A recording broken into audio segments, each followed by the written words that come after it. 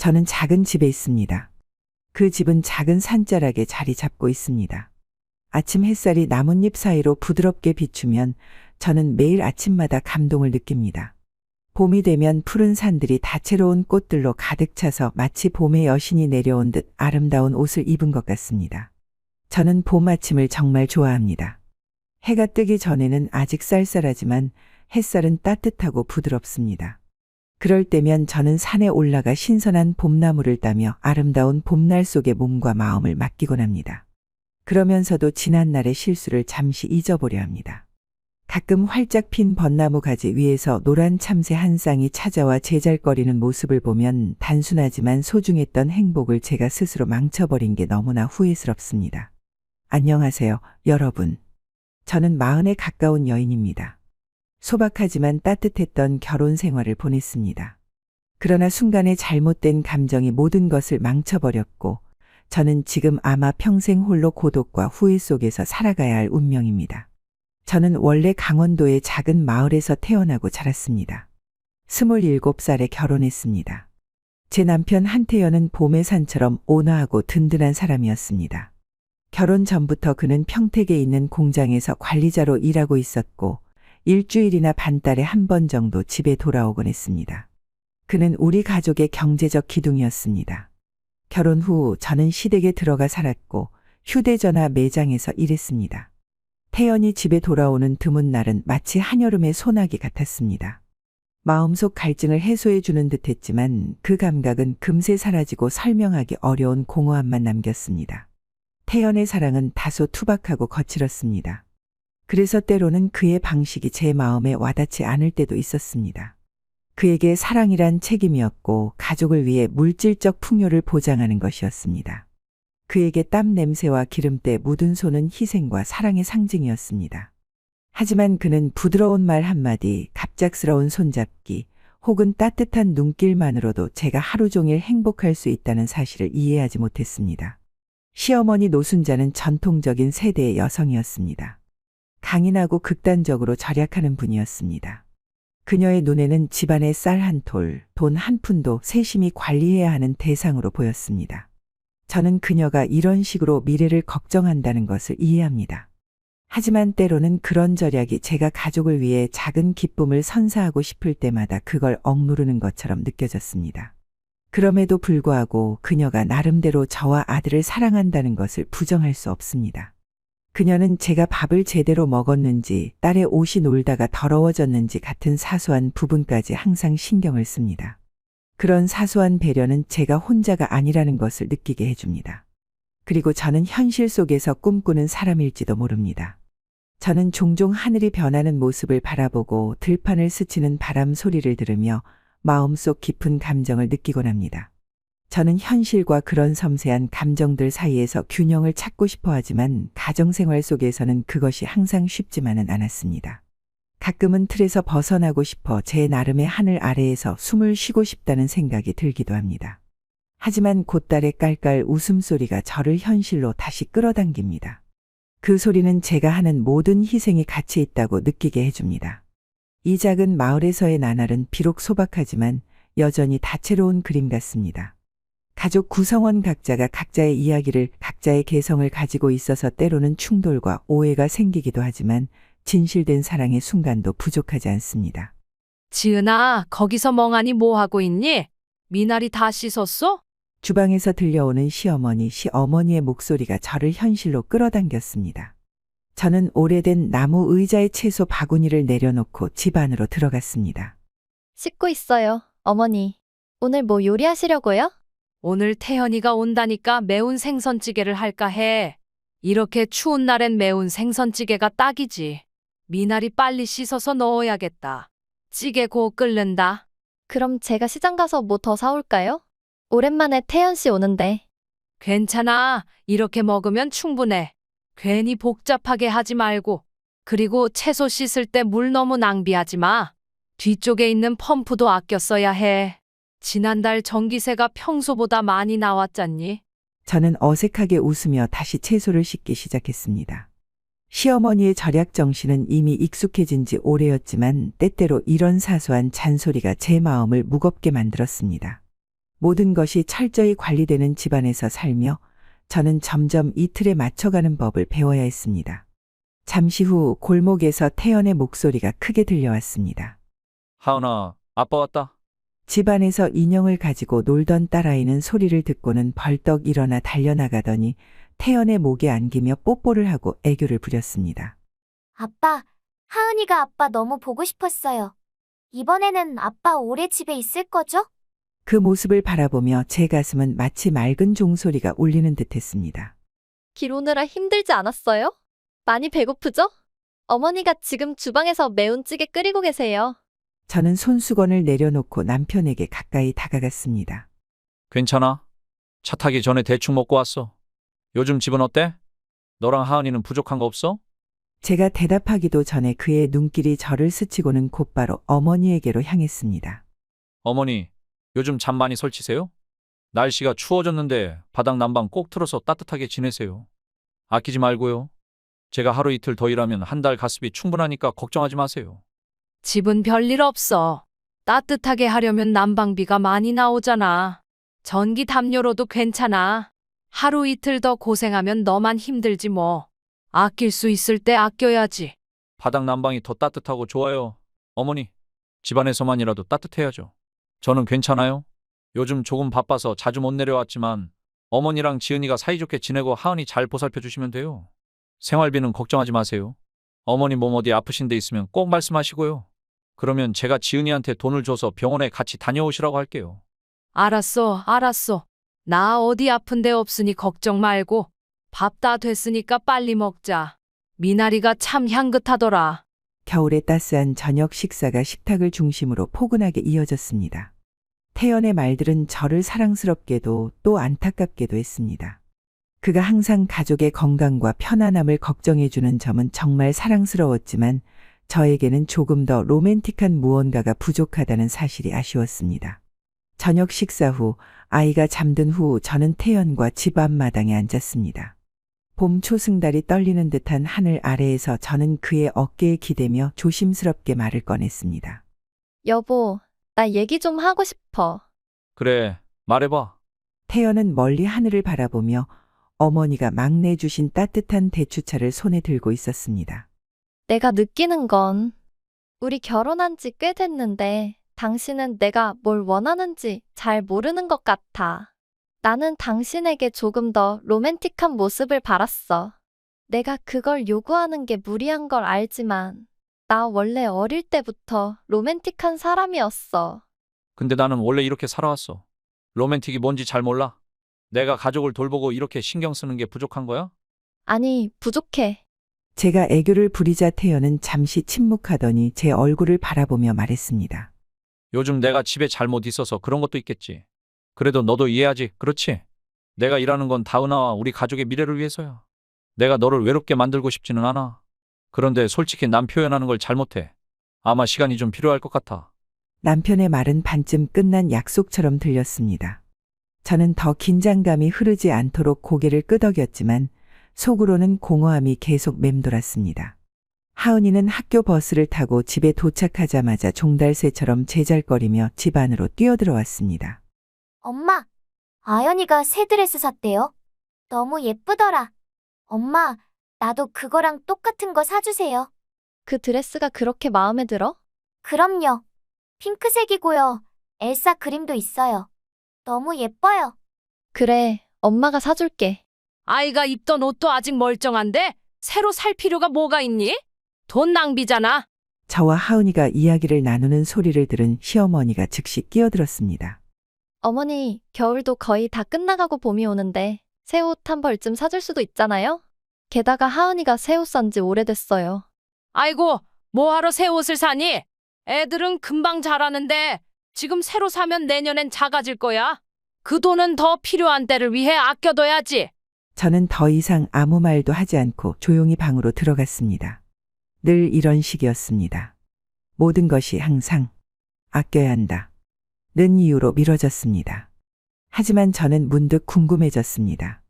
이렇게 살아가면서 가장 단순한 것조차 사치로 여긴다면 삶이 과연 무슨 의미가 있을까요? 어느 아침 해가 막 떠오를 무렵 저는 마당으로 나갔습니다. 제가 직접 심은 작은 채소밭과 꽃밭에서 조용한 평화를 찾고 싶었습니다. 부드러운 바람이 불어오며 꽃과 풀 내음을 실어와 제 마음을 차분하게 만들었습니다. 그때 딸아이가 깡충깡충 뛰어와 제 손을 잡았습니다. 엄마, 왜 엄마는 자꾸 슬퍼 보여요? 전처럼 많이 안 웃는 것 같아요. 아이의 순수한 질문에 저도 모르게 멈칫했어요. 엄마가 슬퍼 보여? 은하야, 내가 그렇게 생각했구나? 네. 저는 엄마가 웃는 모습이 더 좋아요. 엄마가 웃으면 우리 집이 더 따뜻해지는 것 같아요. 딸을 꼭 안아주면서 스스로 다짐했어요. 아마도 제가 변해야 할 때가 온 것 같더라고요. 삶이 아무리 힘들어도 마음이 지치지 않도록 부드러운 순간들이 필요하다는 걸 깨달았어요. 긴 밤, 온 마을이 고요해진 시간에요. 저는 가끔 한밤중에 깨어나곤 했어요. 새벽 닭 울음소리 때문도 아니고 시어머니의 발소리나 은하의 울음소리 때문도 아니었어요. 이유를 알 수 없는 먹먹함 때문이더라고요. 나무 침대에 앉아 희미한 스탠드 조명이 벽에 들이운 그림자를 바라보다가 다시 창밖의 어두운 풍경을 보게 됐어요. 창밖에는 나뭇가지들이 흔들리고 달빛이 나뭇잎 사이로 희미하게 스며들더라고요. 그 빛이 제 마음속에서 떨어지고 있는 감정의 조각들을 떠올리게 하는 것 같았어요. 오래전부터 저는 더 이상 예전의 제가 아니었어요. 태연과 결혼을 앞두고 꿈과 희망으로 가득 차 있었던 그 여자가 아니었네요. 저는 사랑과 믿음 그리고 제 희생이 행복한 가정을 만들어줄 거라고 믿었잖아요. 그런데 시간이 흐르면서 그 믿음이 마치 모래시계 속 모래처럼 서서히 흘러내리는 걸 느꼈어요. 뒤돌아보니 남은 건 텅 빈 유리잔뿐이더라고요. 태연은 여전히 성실하고 헌신적인 남편이에요. 가족을 위해 도시에서 열심히 일하잖아요. 그런데 집에 돌아오는 그의 짧은 방문과 부족한 대화는 제가 그의 삶 속에서 그저 희미한 그림자 같은 존재라는 생각이 들게 했어요. 그는 나름대로 저를 사랑한다고 생각했겠죠. 하지만 그 사랑은 말이 없고 감정이 없고 따뜻한 눈길 하나조차 없는 사랑이었어요. 그런 생각이 들 때마다 저는 숨이 막히는 것 같았어요. 제가 시어머니와 딸 은하와 함께 사는 이 작은 집은 마치 저를 가두는 새장 같았거든요. 물론 저는 제 딸 은하를 세상 그 무엇보다도 사랑해요. 그런데 은하의 웃음소리마저도 제 영혼을 갉아먹는 고독을 완전히 채워주지는 못하더라고요. 저는 작은 기쁨을 찾으려 노력했어요. 정원에 꽃 한 송이를 심고 방 한쪽에서 조용히 일기를 쓰며 제 마음을 달래보려 했는데요. 하지만 그런 것들은 겨울바람 속의 작은 촛불 같더라고요. 어느 날 밤 잠을 이루지 못하고 SNS를 둘러보다가요. 우연히 틴더에 대한 글을 읽게 됐어요. 그 글에는 사람과의 연결, 예상치 못한 만남들에 대해 쓰여 있었는데 읽으면서 왠지 모르게 호기심이 생기더라고요. 제가 새로운 관계를 찾고 싶어서가 아니라 누군가가 제 이야기를 들어주고 저를 진심으로 신경 써주는 기분이 어떤지 알고 싶었어요. 그래서 간단한 이름으로 계정을 만들고 제 사진 한 장을 골라 프로필로 올렸어요. 그리고 천천히 그 세상을 탐험하기 시작했어요. 처음에는 아무런 기대도 하지 않았어요. 이 앱은 그저 제 마음속의 빈틈을 채우기 위한 소일거리일 뿐이었거든요. 그러던 중 강도진이라는 사람이 나타났어요. 그의 프로필은 다른 사람들과는 완전히 다르더라고요. 진부한 자기소개나 과시하는 말들은 하나도 없고 단 한 줄만 적혀 있었어요. 나는 이해의 힘을 믿습니다. 프로필 사진 속에 그는 가벼운 미소를 짓고 있었는데 억지스럽지도 않고 꾸민 티도 나지 않더라고요. 그가 처음 보낸 메시지를 읽었을 때 저는 뭔가 다른 느낌을 받았어요. 지은 씨, 당신은 정말 특별한 사람이에요. 알고 계세요? 저는 살짝 웃으며 답장을 썼어요. 제가 특별하다니요? 저에 대해 아무것도 모르시잖아요. 모든 걸 알 필요는 없어요. 특별한 무언가를 알아채기 위해서는요. 당신 사진 속 미소만 봐도 당신은 정말 많은 매력을 가진 사람일 거라고 느껴졌거든요. 그의 말은 단순히 저를 격려하는 말이 아니라 제가 한때 잊고 있던 저 자신에 대한 가치를 일깨워주는 말이었어요. 태연과 함께하면서 저는 점점 누군가로부터 존중받는 느낌을 잊어가고 있었잖아요. 그런데 도지는 단 한마디로 제 안에 묻혀있던 그 감정을 깨워줬어요. 그는 제가 이전에 만났던 남자들과는 전혀 달랐어요. 섬세하고 진심으로 다가오며 무엇보다도 제 이야기를 들어주는 사람이었거든요. 그는 오늘 하루 어땠어? 같은 피상적인 질문은 하지 않았어요. 대신 제 마음 깊숙한 곳을 들여다보려는 질문들을 했어요.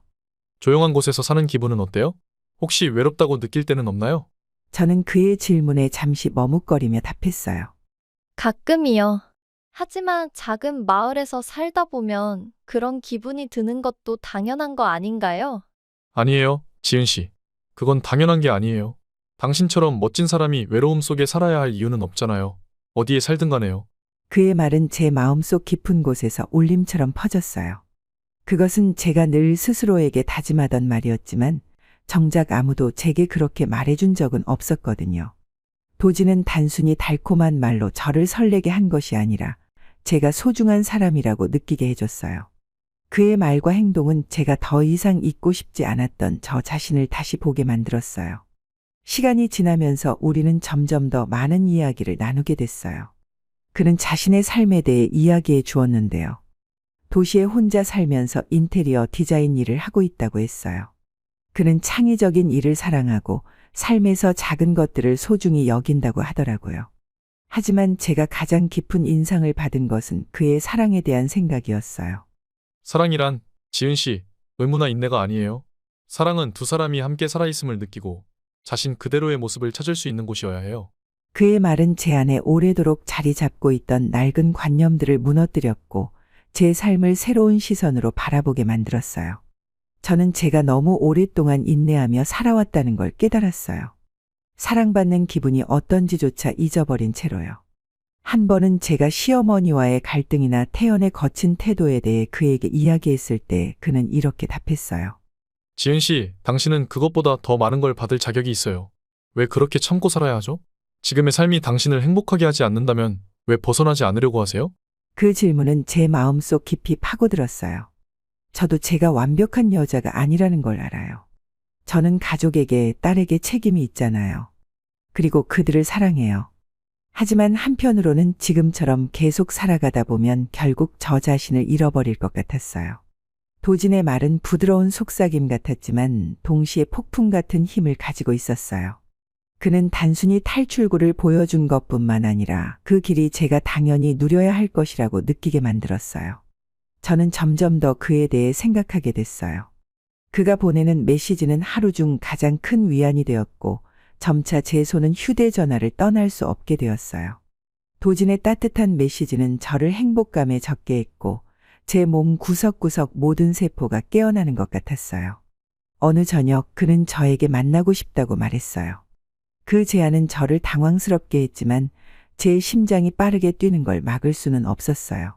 그를 만나게 되면 돌아갈 수 없는 길로 들어서게 될 거라는 걸 알았지만 그 순간만큼은 제 감정을 솔직하게 마주하고 싶다는 열망이 이성을 이겼어요. 좋아요. 제가 답장을 보냈어요. 하지만 딱 한 번만이에요. 저는 스스로에게 그저 평범한 만남일 거라고 다짐했어요.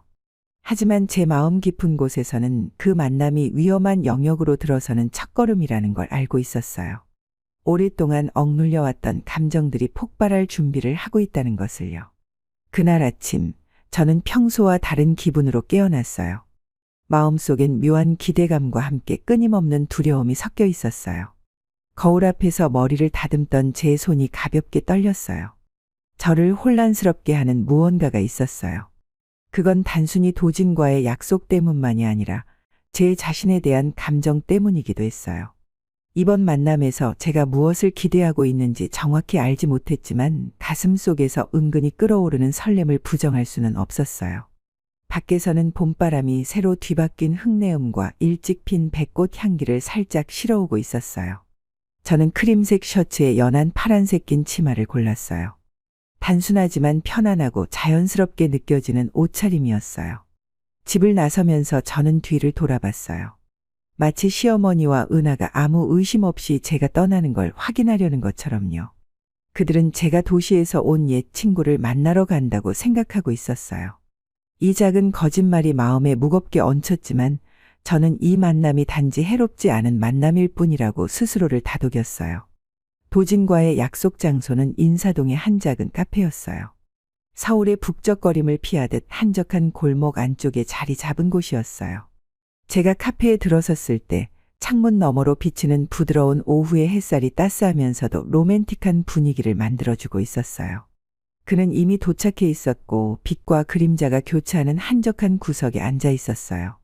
처음으로 그를 보았을 때 제 심장은 세차게 뛰기 시작했어요.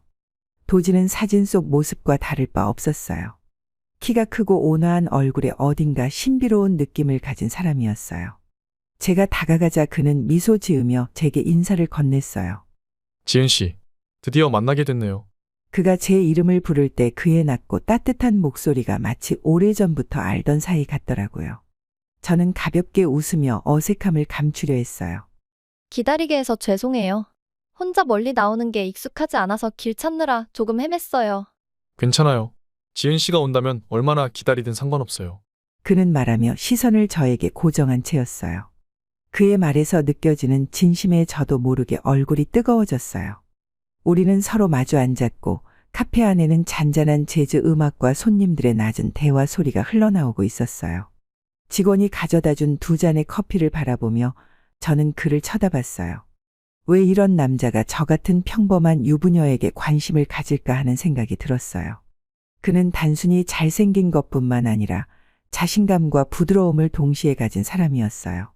제가 태연, 제 남편에게서는 한 번도 본 적 없는 모습이었어요. 지은 씨, 이런 시간을 혼자 가지는 일이 자주 있어요? 그가 물었어요. 그의 시선은 마치 제 마음 깊은 곳을 들여다보려는 듯했어요. 저는 고개를 저으며 무의식적으로 손에 든 잔을 돌렸어요. 많지 않아요. 제 시간 대부분은 가족을 위해 쓰고 있어요.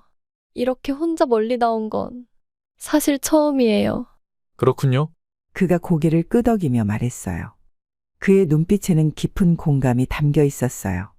가끔은 다른 사람들을 위해 살다 보면 자신이 누구인지 잊어버릴 때가 있잖아요. 하지만 오늘만큼은 기억했으면 해요. 지은 씨는 단순히 아내나 엄마로만 존재하는 사람이 아니에요. 지은 씨 자신으로서도 충분히 사랑받고 소중히 여겨질 가치가 있는 사람이에요. 그의 말은 마치 시원한 물줄기가 제 마음속 갈라진 틈을 채워주는 것 같았어요. 어떻게 대답해야 할지 몰라서 저는 그저 미소를 지으며 고개를 숙였어요. 잔을 내려다보는 동안 그는 계속해서 말했어요. 그의 말 한마디 한마디는 단순한 소리가 아니라 제 가슴을 정확히 겨냥하는 화살 같았어요. 너무 오래 묻어두었던 감정들이 하나둘 깨어나는 기분이었어요. 우리는 거기 앉아 작은 이야기들을 나눴어요. 그의 일에 대해, 제 취미에 대해, 그리고 제가 예전에 가졌지만 포기했던 꿈들에 대해서도요. 그는 단순히 듣기만 하는 게 아니라 진심으로 반응하며 제 이야기에 공감했어요. 그의 진심 어린 태도는 제가 한 번도 느껴보지 못했던 깊은 이해를 느끼게 해줬어요. 지은 씨, 알고 있어요? 그가 제 눈을 똑바로 바라보며 말했어요. 그 시선에서 도망칠 수가 없었어요. 저는 언젠가 지은 씨 같은 사람을 만나게 된다면 절대 놓치지 않겠다고 생각했어요. 그 말에 저는 말문이 막혔어요. 부정하고 싶었어요. 그가 잘못 생각하고 있다고, 우리가 그렇게 할 수 없다고 말하고 싶었어요. 그런데 제 마음속에서 다른 목소리가 들렸어요. 왜 안 되지? 그 생각이 얼마나 위험한지 알면서도 그의 따뜻함에 끌리는 걸 멈출 수 없었어요. 오후는 금세 지나갔고 제가 깨닫기도 전에 해가 저물어 있었어요.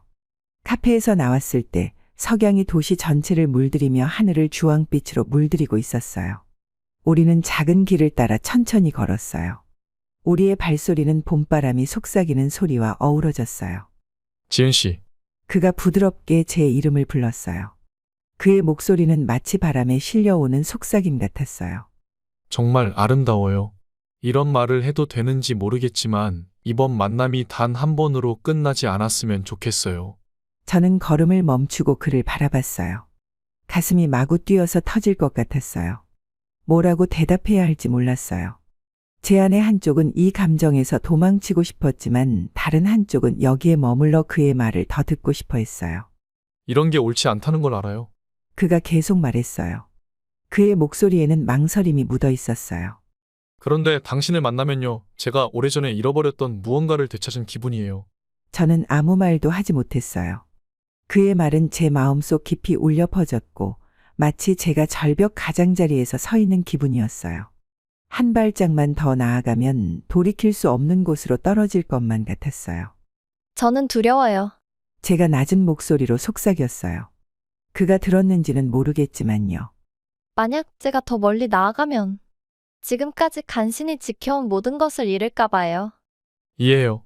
그가 말했어요. 하지만 가끔은요, 지은 씨. 무언가를 지키려고만 하면 삶을 온전히 살 수 없잖아요. 때로는 놓아야 할 것들도 있어요. 그래야 진짜 자신을 찾을 수 있거든요. 그의 말은 마치 저를 살짝 떠미는 힘 같았어요. 저는 점점 그의 감정에 더 깊이 빠져드는 기분이었어요. 그날 밤 집으로 돌아왔을 때 제 마음은 온통 뒤죽박죽이었어요. 두렵기도 했고 동시에 강렬한 열망도 느껴졌어요. 마치 금단의 열매를 맛본 것 같았고 이제는 다시는 되돌아갈 수 없을 것 같았어요. 제가 위험한 길을 걷고 있다는 걸 알았지만 제 마음속 깊은 곳에서는 이미 저항할 힘이 사라져 버린 것 같았어요. 시간은 하루하루 더디게 흐르는 것만 같았어요. 도진과 함께하지 않는 시간은 마치 무기력하게 늘어지는 느낌이었어요. 저는 감정의 혼란 속에 빠져 있었어요. 열망과 죄책감, 그리고 다음 만남을 향한 기대감이 뒤섞여 있었어요. 그와의 메시지나 짧은 만남은 제게 태연과의 결혼 생활에서는 한 번도 느껴보지 못했던 설렘을 가져다 주더라고요. 도진은 제 생각 속에 늘 자리 잡고 있었어요. 그는 제가 어떤 사람인지 누구보다도 잘 이해하는 것 같았어요. 심지어 제 남편인 태연보다도요. 점점 제 삶의 모든 것이 무의미해 보이기 시작했어요. 태연이 집에 와서 외투를 벗는 모습이나 시어머니와 대화하는 그의 태도조차도요. 그 모든 것이 감정 없이 밋밋해 보였어요. 가끔은 스스로에게 물었어요. 혹시 제가 도진의 존재 때문에 제 주변을 왜곡된 시선으로 보고 있는 건 아닌지요. 지은 씨, 알고 있나요? 도진이 어느 날 만남 중에 제 얼굴을 따스한 눈길로 바라보며 말했어요. 당신의 삶은 이렇게 흘러가서는 안 돼요.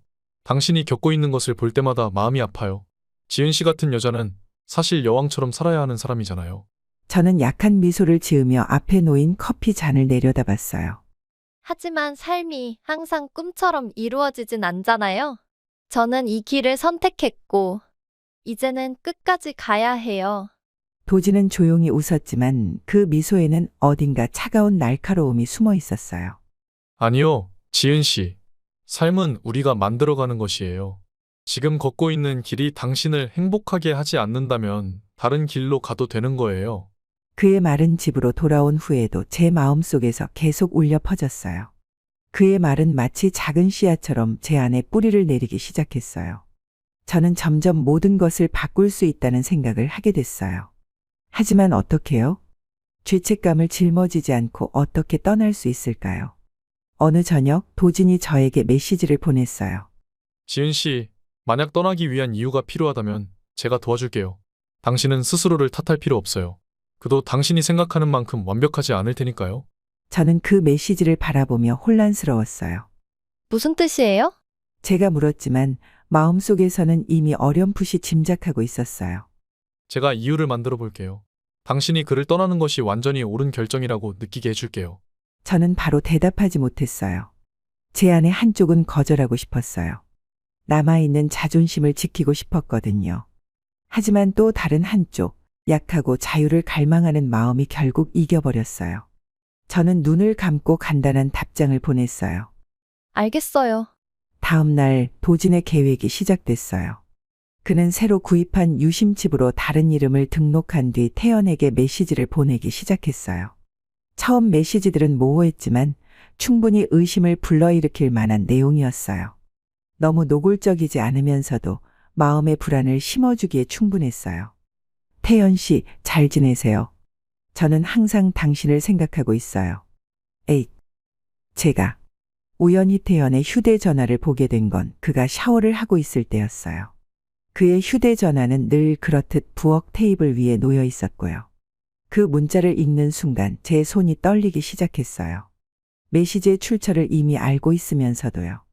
태연이 욕실에서 나오자 저는 평온한 얼굴로 휴대전화를 내려놓았어요. 여보, 혹시 민지라는 사람 알아요? 제가 가볍게 물었어요. 목소리는 부드러웠지만 눈빛은 그를 탐색하고 있었어요. 태연은 얼굴을 찌푸렸어요. 민지? 아니, 왜 갑자기 그런 걸 물어? 별거 아니에요. 제가 답하며 그냥 궁금해서 물었다는 듯 행동했어요. 하지만 속으로는 도진이 심어둔 의심이 계속 커지고 있었어요. 문자 메시지는 점점 대담해졌어요. 어느 날 저녁, 제가 저녁 준비를 하고 있을 때 태연의 휴대전화가 울렸어요. 저는 전화를 집어들었고 화면에 뜬 문자를 보고 그 자리에서 얼어붙었어요.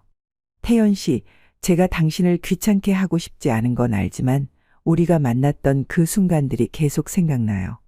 당신도 그때를 기억하고 있는 건가요? 에잇. 저는 휴대전화를 3개 내려놓으며 심장이 미친 듯이 뛰는 것을 느꼈어요. 태연이 집에 돌아오자 저는 그를 의심 가득한 눈으로 바라봤어요. 그도 저를 느꼈지만 아무 말도 하지 않았어요. 도지는 단순한 메시지에서 멈추지 않았어요. 그는 점점 더 복잡한 상황을 만들어내기 시작했어요. 한 번은 이렇게 문자를 보냈더라고요. 제가 침묵하려고 했지만 더는 숨길 수 없어요. 저 임신했어요. 그리고 그 아이는 당신 아이예요. 제가 태연의 휴대전화에서 그 문자를 읽었을 때 분노가 치밀어 올라 더 이상 참을 수가 없었어요. 태연 씨, 제가 소리치며 그의 휴대전화를 탁자 위로 던졌어요. 이게 뭐야? 설명해봐. 그는 저를 바라보며 놀란 듯 눈을 크게 떴어요. 지은, 나 이 사람 모른다니까. 누군가 일부러 이런 일을 꾸미고 있는 거야. 날 믿어줘. 믿으라고? 제가 소리치며 집안에 제 목소리가 울려 퍼졌어요. 내가 그렇게 바보 같아 보여? 이 여자가 당신 아이를 임신했다고 문자를 보내왔잖아. 이게 장난처럼 보이냐고? 태연. 그때 시어머니가 옆방에서 나와 걱정스러운 표정으로 우리를 바라봤어요. 지금 무슨 일이야? 지은아, 무슨 말을 하고 있는 거니? 저는 어머니를 바라보며 울음을 터뜨렸어요. 하지만 그 눈물은 슬픔이 아니라 분노였어요. 어머니, 제가 참고 또 참았는데요. 이건 정말 도저히 못 참겠어요. 어떤 여자가 태연에게 문자를 보내면서 자기가 태연의 아이를 임신했다고 해요. 어머니라면 제가 어떻게 해야 한다고 생각하세요? 어머니는 충격을 받은 듯 아들을 바라봤어요. 태연아, 이게 무슨 일이니? 지은 말이 사실이야? 어머니, 저 정말 몰라요. 태연이 절망적인 목소리로 반박했어요. 누군가 일부러 저를 괴롭히려는 거예요. 저는 지은한테 잘못한 게 없어요. 하지만 아무도 그의 말을 믿지 않았어요. 그가 잘못을 저질렀기 때문이 아니라 도진이 만들어낸 모든 증거가 너무 완벽했기 때문이었어요. 메시지, 감정이 담긴 표현, 모든 게 치밀하게 계산되어 있었어요. 저는 더 이상 참을 수 없었어요. 분노와 의심 그리고 도진의 달콤한 말들이 제 머릿속에서 계속 맴돌며 이성을 잃게 했어요. 저는 결국 집을 뛰쳐나왔고 눈물은 제 뺨을 따라 흘러내렸어요. 어두운 가로등 아래 멈춰 서 있을 때 제 휴대전화가 울리기 시작했어요. 지은 씨, 정말 잘하고 있어요. 이제는 제가 도와줄게요. 더는 참지 않아도 돼요.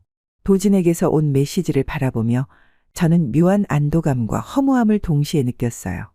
제가 되돌아갈 수 없는 길에 들어섰다는 걸 알고 있었지만 이상하게도 이제는 빠져나오고 싶지 않더라고요.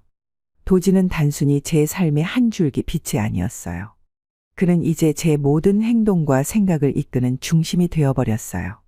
태연, 제가 한때 사랑했던 남편은 이제 제 마음속에서 희미한 그림자에 불과했어요. 제가 그에게 느꼈던 모든 감정은 이제 다른 감정으로 대체되었어요. 제가 그를 무너뜨릴 수 있다는 생각이 들 때마다 묘한 승리감이 밀려왔어요. 마치 제가 한때 그로 인해 무너졌던 감정을 복수하듯이요. 그 후 며칠 동안 집안의 공기는 숨 막힐 정도로 답답했어요. 모든 것이 보이지 않는 긴장 상태로 멈춰 있는 것 같았어요. 저는 완벽한 피해자 역할을 하며 모든 걱정과 의심 그리고 동정을 한 몸에 받게 됐어요. 하지만 그런 상황조차도 저를 만족시키지 못했어요. 오히려 태연의 다정함과 끈기 있는 태도는 저를 더욱 불편하게 만들었어요.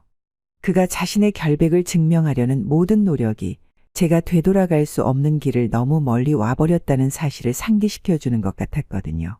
매일 밤 저는 잠들지 못한 채 창밖의 어두운 하늘을 바라봤어요. 도진과의 관계에서 느꼈던 유혹과 열정은 마치 메마른 제 영혼에 스며드는 물줄기 같았어요. 하지만 곧이어 떠오르는 것은 태연의 피곤해 보이지만 여전히 따뜻한 그의 얼굴이었어요. 그럴 때마다 저는 두 가지 감정 사이에서 갈라지는 듯한 기분이 들었어요. 하지만 결국 매번 저는 이성을 외면하고 제 안의 불꽃이 모든 것을 태우도록 내버려 두었어요. 그날 저녁 저녁 식사는 이상할 정도로 고요하게 시작됐어요. 평소와 달리 모두가 불필요한 대화를 피하려는 듯 식사에만 집중하고 있었어요. 시어머니 순자 씨는 때때로 걱정스러운 눈빛으로 저를 쳐다봤지만 아무 말도 하지 않았어요. 저는 그녀가 상황을 진정시키려 애쓰고 있다는 걸 알았지만 모든 노력은 헛수고였어요. 제가 태연과 저 사이에 쌓아 올린 보이지 않는 벽은 너무 단단했거든요. 그 벽은 거짓말과 의심으로 세워졌어요. 갑자기 태연의 전화기가 식탁 위에서 울렸어요. 고요한 분위기 속에서 울린 벨소리는 모두를 깜짝 놀라게 했어요. 태연은 화면을 잠시 바라보다가 자리에서 일어나 근처에 걸려있던 외투를 집어들었어요. 어머니, 지은, 회사에 문제가 생겼어요. 그가 다급한 목소리로 말했어요. 전기 사고로 기계가 망가졌대요. 지금 바로 가봐야 할 것 같아요. 미안해요. 식사를 다 못하고 가게 돼서. 저는 그를 바라보며 묘한 감정이 밀려오는 것을 느꼈어요. 단순한 의심이 아니라 분노와 질투 그리고 도진의 속삭임으로 인해 부풀려진 불안감이 뒤섞인 감정이었어요. 제 눈은 불타오르는 듯했고 생각하기도 전에 제 입에서 말이 튀어나왔어요. 당신 뭐가 그렇게 급한데? 아니면 애인이라도 분만 중이어서 아이 보러 가는 거야? 정말 대단하네요, 태연 씨. 제 말은 마치 날카로운 칼날처럼 고요한 공기를 갈랐어요.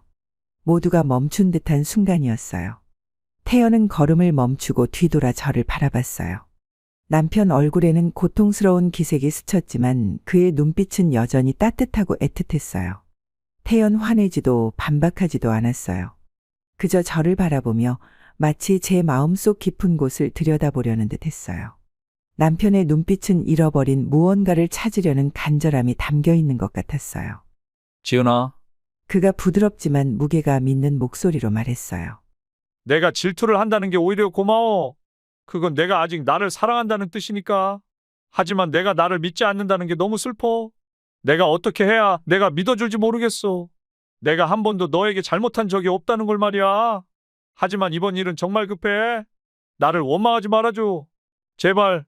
저는 그를 바라봤어요. 마음은 마치 겨울바람이 지나간 듯 차갑고 얼어붙었어요. 제 안의 한 부분은 그를 믿고 싶었어요. 그를 껴안고 방금 했던 말들에 대해 사과하고 싶었어요. 하지만 곧 도진의 모습이 떠올랐어요. 그의 달콤하고 유혹적인 말들이 제 머릿속을 가득 채웠어요. 저는 손을 꽉 쥐며 다시 용기를 내어 고통받는 피해자 역할을 이어갔어요. 내가 믿어주면 당신은 민지랑 더 잘 지낼 수 있겠죠? 제가 독서를 내뱉었어요. 어서 가요. 빨리 가서 당신의 귀엽고 사랑스러운 아기를 보러 가야 할 거 아니에요.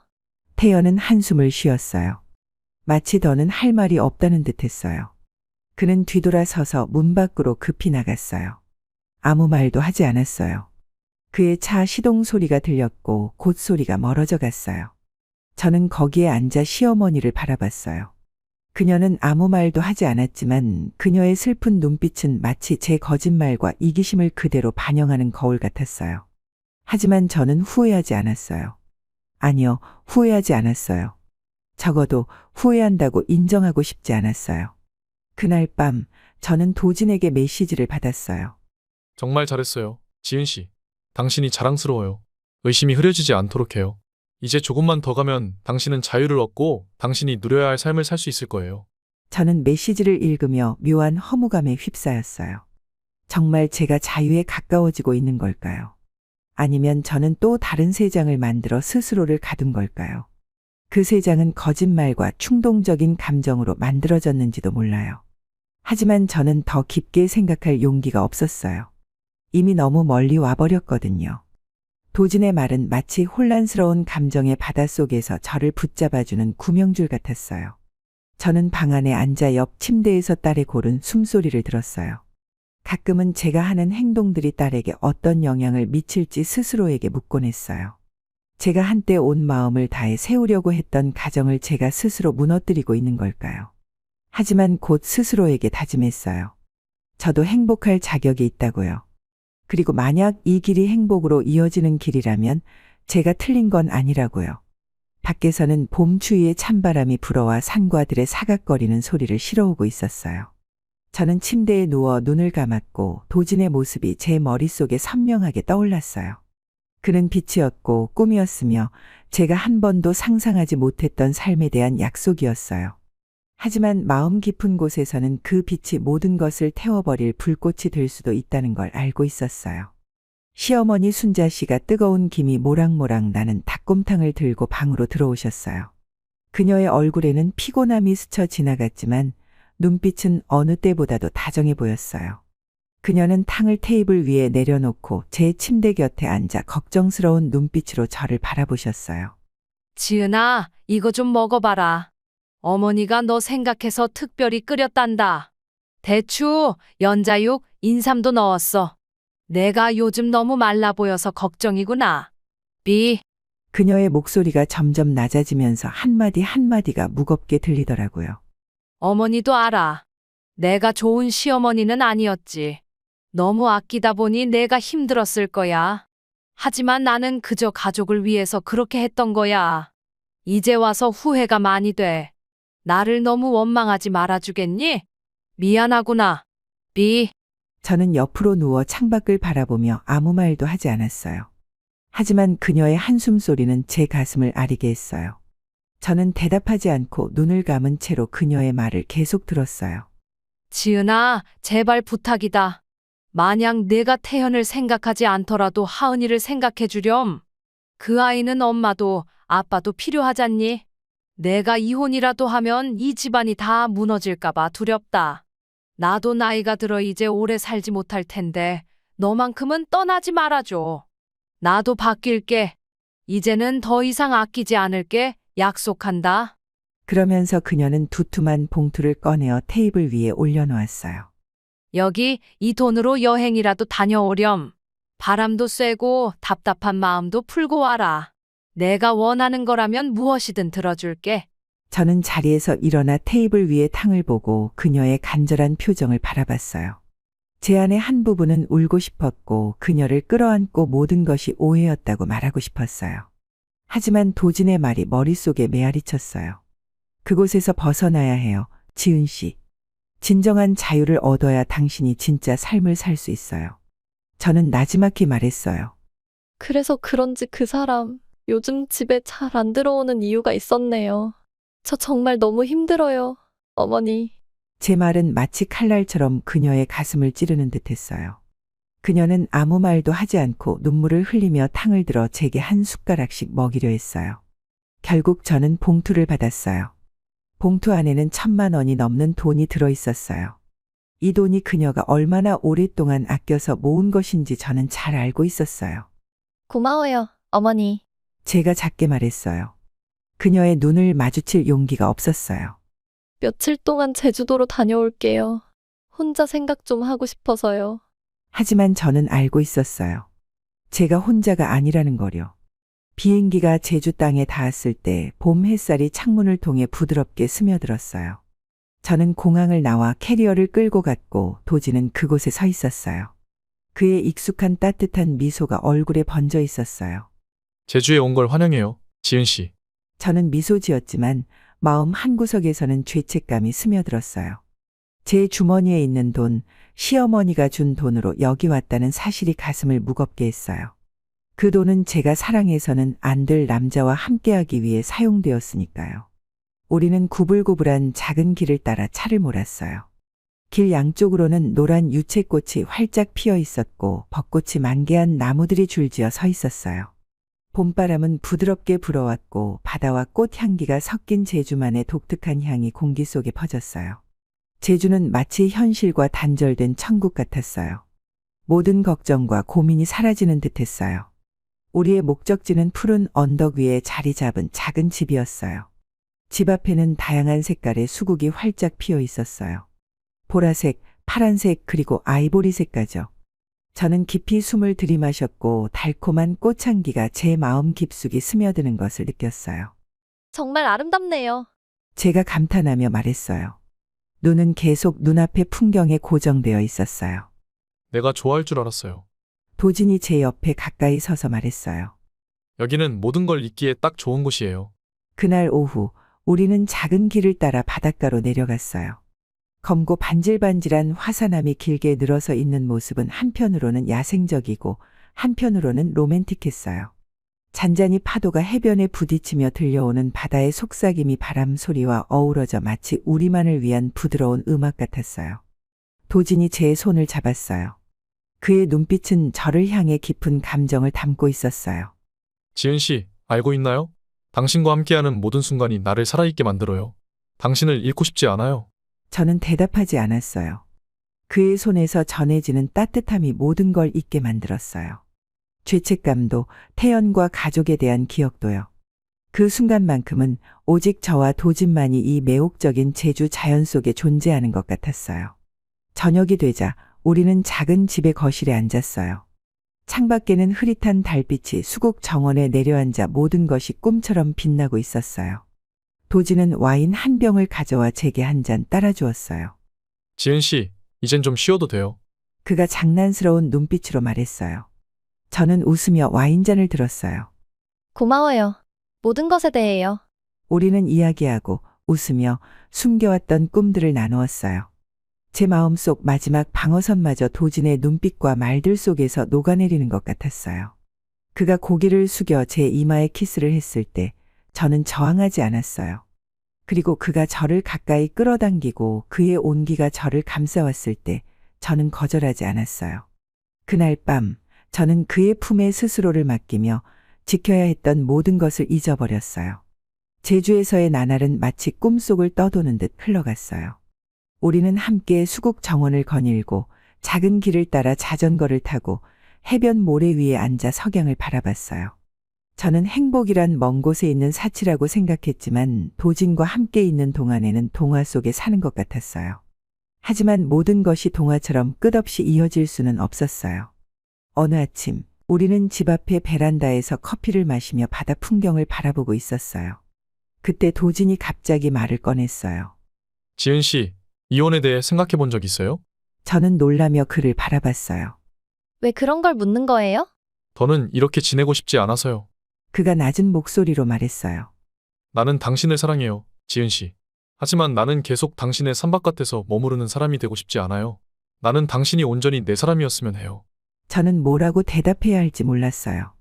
그가 하는 말이 옳다는 걸 알았어요. 하지만 현실을 마주해야 한다는 생각, 시어머니와 딸 하은이 그리고 태연의 고통스러운 눈빛에 대한 현실을 마주해야 한다는 생각을 직접 봐야 한다는 상상만으로도 숨이 막혀왔어요.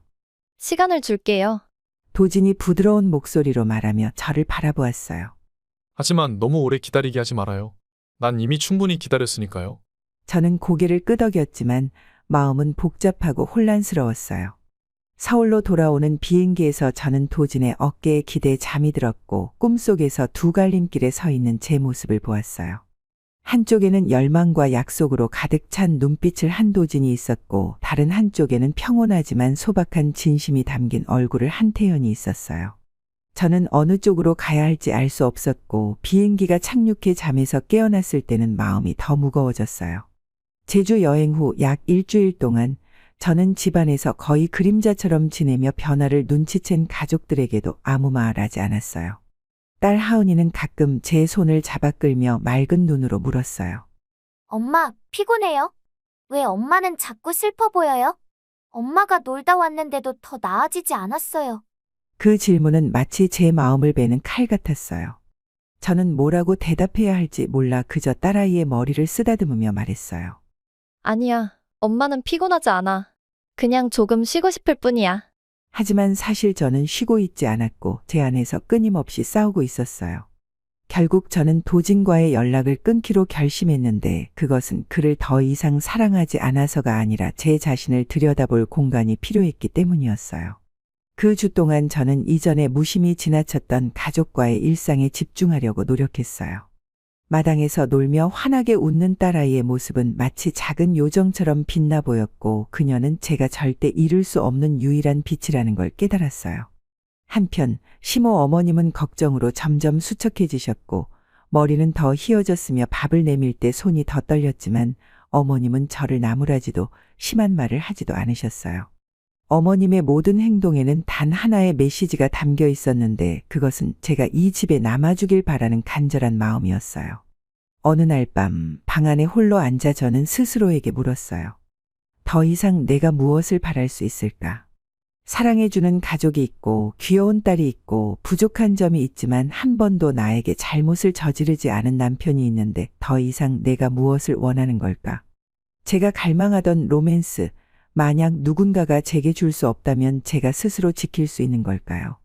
저는 제주에서의 아침, 떠오르는 일출을 바라보던 순간, 만개한 수국꽃들 그리고 저와 자연만이 남아있던 평화로운 순간들을 떠올렸어요. 어쩌면 로맨스는 반드시 누군가로부터 오는 것이 아니라 제가 가진 것들을 소중히 여길 때 제 마음속에서 시작되는 것일지도 모르겠다고 생각했어요. 그 생각이 점점 명확해질수록 저는 도진에 대해 조용히 알아보기 시작했어요. 그는 저를 사랑한다고, 제가 그의 인생에서 유일한 여자라고 말했어요. 하지만 저는 단지 그의 말만으로 제 인생을 걸 수 없었어요. 그의 매력적인 외모와 달콤한 말들 뒤에 숨겨진 진실이 무엇인지 알고 싶었어요. 도진은 정말로 결혼한 적이 없었어요.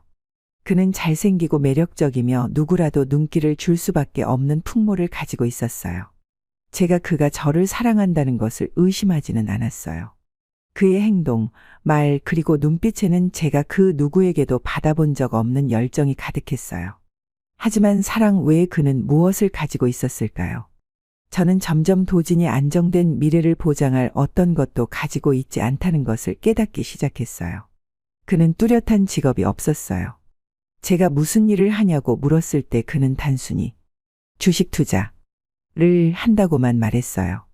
그 말은 화려하게 들리지만 실상은 단지 운에 맡기는 도박과 다르지 않았어요. 그는 자신의 집도 없었고 고정된 재산도 없었으며 미래를 위한 어떤 계획도 가지고 있지 않았어요. 매일을 마지막 날인 것처럼 살고 있었고 그 점이 저를 불안하게 만들기 시작했어요. 저는 그가 제가 이혼하기를 재촉했던 순간들을 떠올렸어요. 지은 씨, 그는 뜨거운 눈빛으로 말했어요. 그 가식적인 삶 속에서 영원히 살 수는 없잖아요. 당신은 행복할 자격이 있고 내가 당신을 사랑하는 방식으로 사랑받을 자격이 있어요. 그곳을 떠나요. 우리 처음부터 다시 시작해요. 그 말들은 처음 들었을 때는 달콤한 약속처럼 느껴졌어요. 하지만 지금 저는 그 열정 뒤에 공허함이 있다는 것을 깨달았어요. 그는 저에게 사랑 외에는 아무것도 줄 수 없었어요. 그리고 사랑은 너무도 희미하고 붙잡기 어려운 것이었어요. 제가 만약 정말로 이혼하고 그를 따라갔다면 어떻게 됐을까요? 우리는 어디에서 살았을까요? 무엇으로 저와 제 딸을 먹여 살렸을까요? 그리고 언젠가 이 사랑마저 희미해진다면 저는 무엇을 남기게 될까요? 어느 날 오후 방 안에 홀로 앉아 저는 휴대전화를 열고 도진이 보냈던 이전 메시지들을 조용히 읽어보았어요. 그의 메시지 한 줄 한 줄에는 열정이 가득했지만 동시에 그것들은 저를 답답하게 만들었어요. 그는 저를 사랑했어요. 맞아요. 하지만 그의 사랑은 너무도 강렬해서 다른 어떤 것도 허용하지 않았어요. 평화도, 안정도, 그리고 제가 늘 바라던 자유도요. 저는 제주 여행을 떠올렸어요. 그곳에서 저는 그의 품에 스스로를 맡기며 지켜야 할 모든 것을 잊어버렸어요. 하지만 집으로 돌아왔을 때 제가 갈망했던 것은 그의 사랑이 아니라 현실에서 벗어나는 감각이었다는 것을 깨달았어요. 그리고 이제 현실에서 벗어난 지금, 저는 어디로 가야 할지 모르겠어요. 두려움이 제 마음속 깊이 스며들기 시작했어요.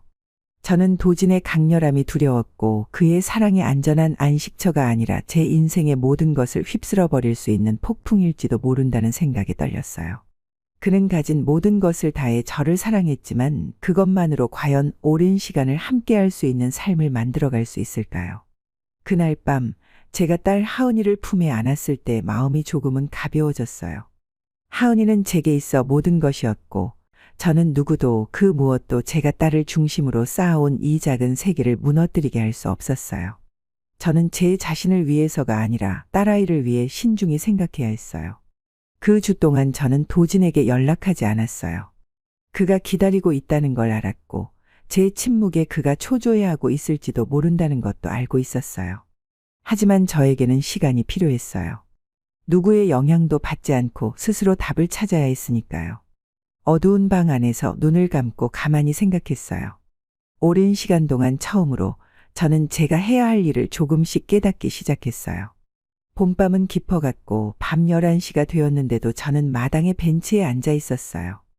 하늘에는 흐릿한 달빛이 떠 있었고 장미나무 가지에 도단한 뾰족한 봉오리가 마치 하늘을 향한 촛불처럼 보였어요.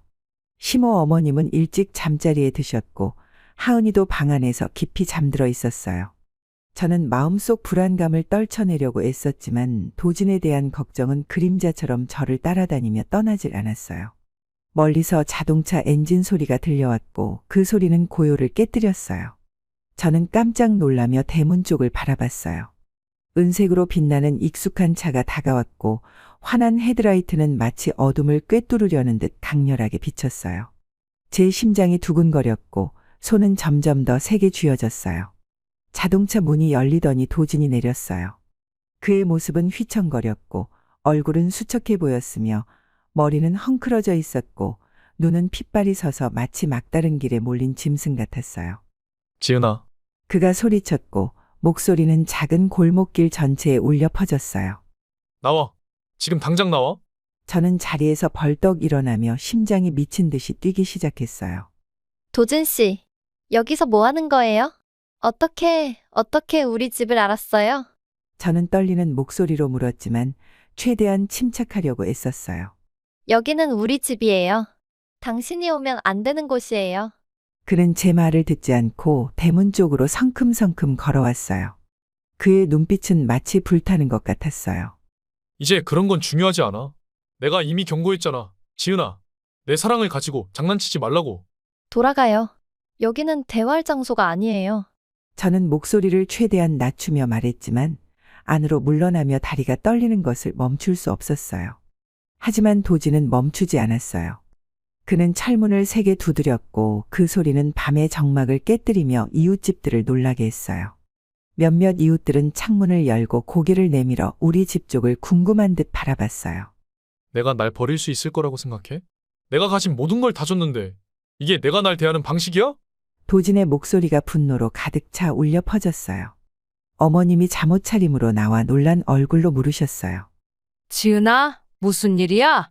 이렇게 늦은 밤에 왜 이렇게 시끄러운 거니? 혹시 도둑이라도 든 거야? 어머님은 저를 쳐다보시더니 도진을 보며 물으셨어요. 당신 누구요? 왜 우리 집 앞에서 이렇게 소란을 피우는 거죠? 참견하지 마세요. 도진이 소리쳤어요. 그의 눈빛에는 분노가 가득했어요. 난 당신과 얘기하려는 게 아니야. 난 지은하고 얘기하는 거야. 저는 울음을 터뜨리며 소리쳤어요. 경찰을 불러주세요. 지은아, 저 사람이 누구야? 엄마 겁나게 하지 마라. 어머님은 두려움에 떨면서도 핸드폰을 꺼내 급히 번호를 누르셨어요. 이 집에서 나가요. 어머님이 목소리를 떨며 말했어요. 우리 며느리 해치게 두지 않을 거야? 하지만 도진은 어머님의 말을 무시하고 대문을 열었어요. 제가 잠그지 않았던 것을 그때서야 깨달았어요. 그는 안으로 들어와 저를 향해 걸어왔어요. 내가 내 것이 아니라면 아무도 널 가질 수 없어. 그가 절규하듯 외쳤고 그의 목소리에는 절망과 광기가 섞여 있었어요. 저는 뒷걸음질 쳤어요. 주위의 모든 공간이 무너지는 듯한 느낌이었어요. 당신 미쳤어, 도진 씨. 이건 사랑이 아니야. 당신은 도움이 필요해. 도움이라니? 누가 도움이 필요하대? 도진이 크게 웃으며 말했어요. 그 웃음소리는 어두운 밤에 울려 퍼져 섬뜩했어요. 도움이 무슨 소용이야? 내가 내 삶을 망쳐놨잖아. 내가 우리 함께 할 수 있다고 믿게 해놓고 이제 와서 날 등지는 거야? 우리는 함께 할 수 없어, 도진. 정신 차려. 저는 울부짖듯 소리쳤지만 두 다리는 움직일 힘조차 없었어요. 경찰이 곧 도착할 거야. 지금 당장 나가지 않으면 후회하게 될 거야. 어머님이 문에서 큰 소리로 외치셨어요. 닥쳐, 늙은이야. 도진이 돌아보며 차갑게 쏘아붙였어요. 당신이 이 일에 끼어들 권리 없어. 밖에서는 이웃들이 몰려들어 있었고 그들의 눈에는 두려움과 호기심이 섞여 있었어요. 몇몇은 수군거리며 우리 쪽을 손가락질하고 있었어요. 저는 마치 온 마을 사람들 앞에서 발가벗겨진 듯한 기분이었어요. 도진 씨, 멈추라고. 저는 목이 메인 채로 말했어요. 당신은 지금 상황을 더 악화시키고 있어. 악화시킨다고? 난 그저 모든 걸 끝내고 싶을 뿐이야. 그는 주머니에서 작은 칼을 꺼냈고 그 칼날은 가로등 불빛 아래서 차갑게 빛났어요. 네가 없다면 난 더 이상 잃을 것도 없어. 저는 비명을 지르며 벽 쪽으로 물러났어요. 그러지 마. 당신은 모든 걸 망치게 될 거야. 그래, 나는 모든 걸 망치고 있어. 하지만 그건 내가 내 사랑을 짓밟았기 때문이야. 이 늙은이야, 똑똑히 들어. 내 그 훌륭한 며느리, 나랑 사랑했어. 몇 번이나 함께 밤을 보냈는지 알아? 게다가 그녀는 정말 훌륭한 배우야. 내가 태연에게 보낸 메시지 앞에서 그녀가 얼마나 불쌍한 피해자인 척했는지 봤겠지? 너희들 정말 불쌍하다. 그녀가 올 때 내 마음이 움직였니? 아니면 너희 아들, 그 가엾고 멍청한 남자가 더 화가 났니? 그리고 또 뭐더라? 너는 그녀에게 여행 자금을 줬잖아. 이거 정말 웃기지 않아? 그녀는 그 돈으로 나와 함께 즐겼어. 다시 생각하겠다고. 제주도에서 우리가 얼마나 뜨겁게 보냈는지 상상이라도 가니? 그녀는 정말 로맨틱한 여자였고 나를 행복하게 해줬지. 아니, 너무 달콤해서 이젠 네가 썩을 지경이야. 도지는 완전히 몰린 상태였어요. 저에 대한 그의 집착은 극단으로 치달았고 저를 얻지 못하자 그는 모든 걸 폭로하며 자포자기 상태가 되었어요. 그의 말 한마디 한마디가 칼날처럼 제 심장을 찔렀고 마치 제가 주연인 부끄러운 진실이 적나라하게 드러나는 영화가 눈앞에서 상영되는 것 같았어요. 저는 창피함에 얼굴이 화끈거렸고 땅이 갈라진다면 그 안으로라도 들어가고 싶은 심정이었어요. 그때 경찰차가 도착하며 사이렌 소리가 요란하게 울렸어요. 이웃들은 길을 비켜섰고 2명의 경찰관이 앞으로 나왔어요. 당장 칼을 내려놔. 한 경찰이 소리치며 총을 꺼내 도진을 겨눴어요. 하지만 도진은 포기하지 않았어요. 내가 그녀와 함께 살 수 없다면 여기서 모든 걸 끝내겠어. 그는 저를 향해 달려들었지만 한 경찰이 재빠르게 그를 제압하고 땅바닥에 눌렀어요. 그가 들고 있던 칼은 바닥에 떨어지며 건조한 소리를 냈어요. 도진이 수갑을 차고 끌려갈 때 그는 여전히 저를 향해 돌아보며 말했어요. 지은, 넌 후회하게 될 거야. 넌 절대 내게서 벗어날 수 없어. 저는 그 자리에 주저앉으며 끝없이 눈물이 흘러내렸어요. 주변에 서 있던 이웃들의 시선이 제게로 몰렸어요. 호기심과 판단이 뒤섞인 그들의 눈빛이 제 온몸을 훑고 지나가는 것 같았어요. 작은 목소리로 속삭이는 소리가 제 귀에 들어왔어요. 저렇게 행실이 나빠서야. 시댁이 저렇게 잘해줬는데도 저 모양이니 자업자득이지 뭐. 저는 그들을 어떻게 대해야 할지 몰랐어요. 제가 애써 감추려고 했던 모든 것이 이제는 낱낱이 드러났고 제 자존심은 칼로 베이듯 아파왔어요. 고개를 들 용기가 없었어요. 저는 단지 제 이미지뿐만 아니라 제가 가진 모든 것을 가족, 결혼, 그리고 주변 사람들의 신뢰까지도 망가뜨린 기분이었어요. 해가 저물며 작은 집 위로 황금빛 노을이 내려앉았어요. 오래된 벽에 따스한 색을 더했지만 제 마음은 점점 더 무거워졌어요. 저는 거실에 홀로 앉아 이혼 서류를 손으로 만지작거리며 생각에 잠겼어요. 창문 틈으로 불어오는 바람 소리가 이제 결정을 내려야 한다는 듯 저를 재촉하는 것만 같았어요. 그때 방문이 살짝 열리며 시모 어머님이 들어오셨어요. 어머님은 묻지도 나무라지도 않으셨어요. 그저 뜨거운 차 한 잔을 가져와 제 앞에 놓고는 조용히 맞은편에 앉으셨어요.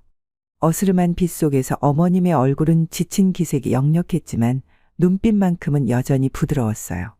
그 눈빛을 마주하기가 두려워 저는 고개를 숙였어요. 지은아, 정말 떠날 생각이니? 어머님이 조용히 물으셨어요. 내가 묻는 건 내 결정을 막으려는 게 아니야. 그냥 왜 내가 이런 선택을 해야 하는지 알고 싶구나. 혹시 내가 아니면 이 집이 내게 너무 숨막히게 느껴졌던 걸까? 저는 고개를 숙인 채로 대답했어요. 아니에요. 어머님. 어머님 때문도 이 집 때문도 아니에요. 제 잘못이에요. 제가 길을 잃었고 모두를 상처 입혔어요. 제가 여기 남아있으면 더 큰 고통만 가져다 줄 것 같아서요. 어머님은 저를 한참 동안 바라보셨어요. 그 눈빛에는 어떠한 책망도 화도 없었어요. 그저 깊은 안타까움이 담겨 있었어요. 어머님이 조용히 말씀하셨어요. 그 목소리는 떨리면서도 다정했고 듣는 제 마음을 울리기에 충분했어요. 지은아, 사람이 살다 보면 누구나 실수할 수 있어. 중요한 건 내가 그 실수를 깨닫고 바로잡으려고 노력하는 거야. 나는 완벽한 며느리를 바라지 않아. 그냥 내가, 하은이를 돌봐준 내가, 이 집에서 함께 했던 내가 필요할 뿐이야. 내가 어떤 실수를 했든 나는 내가 이 집에 남아줬으면 해.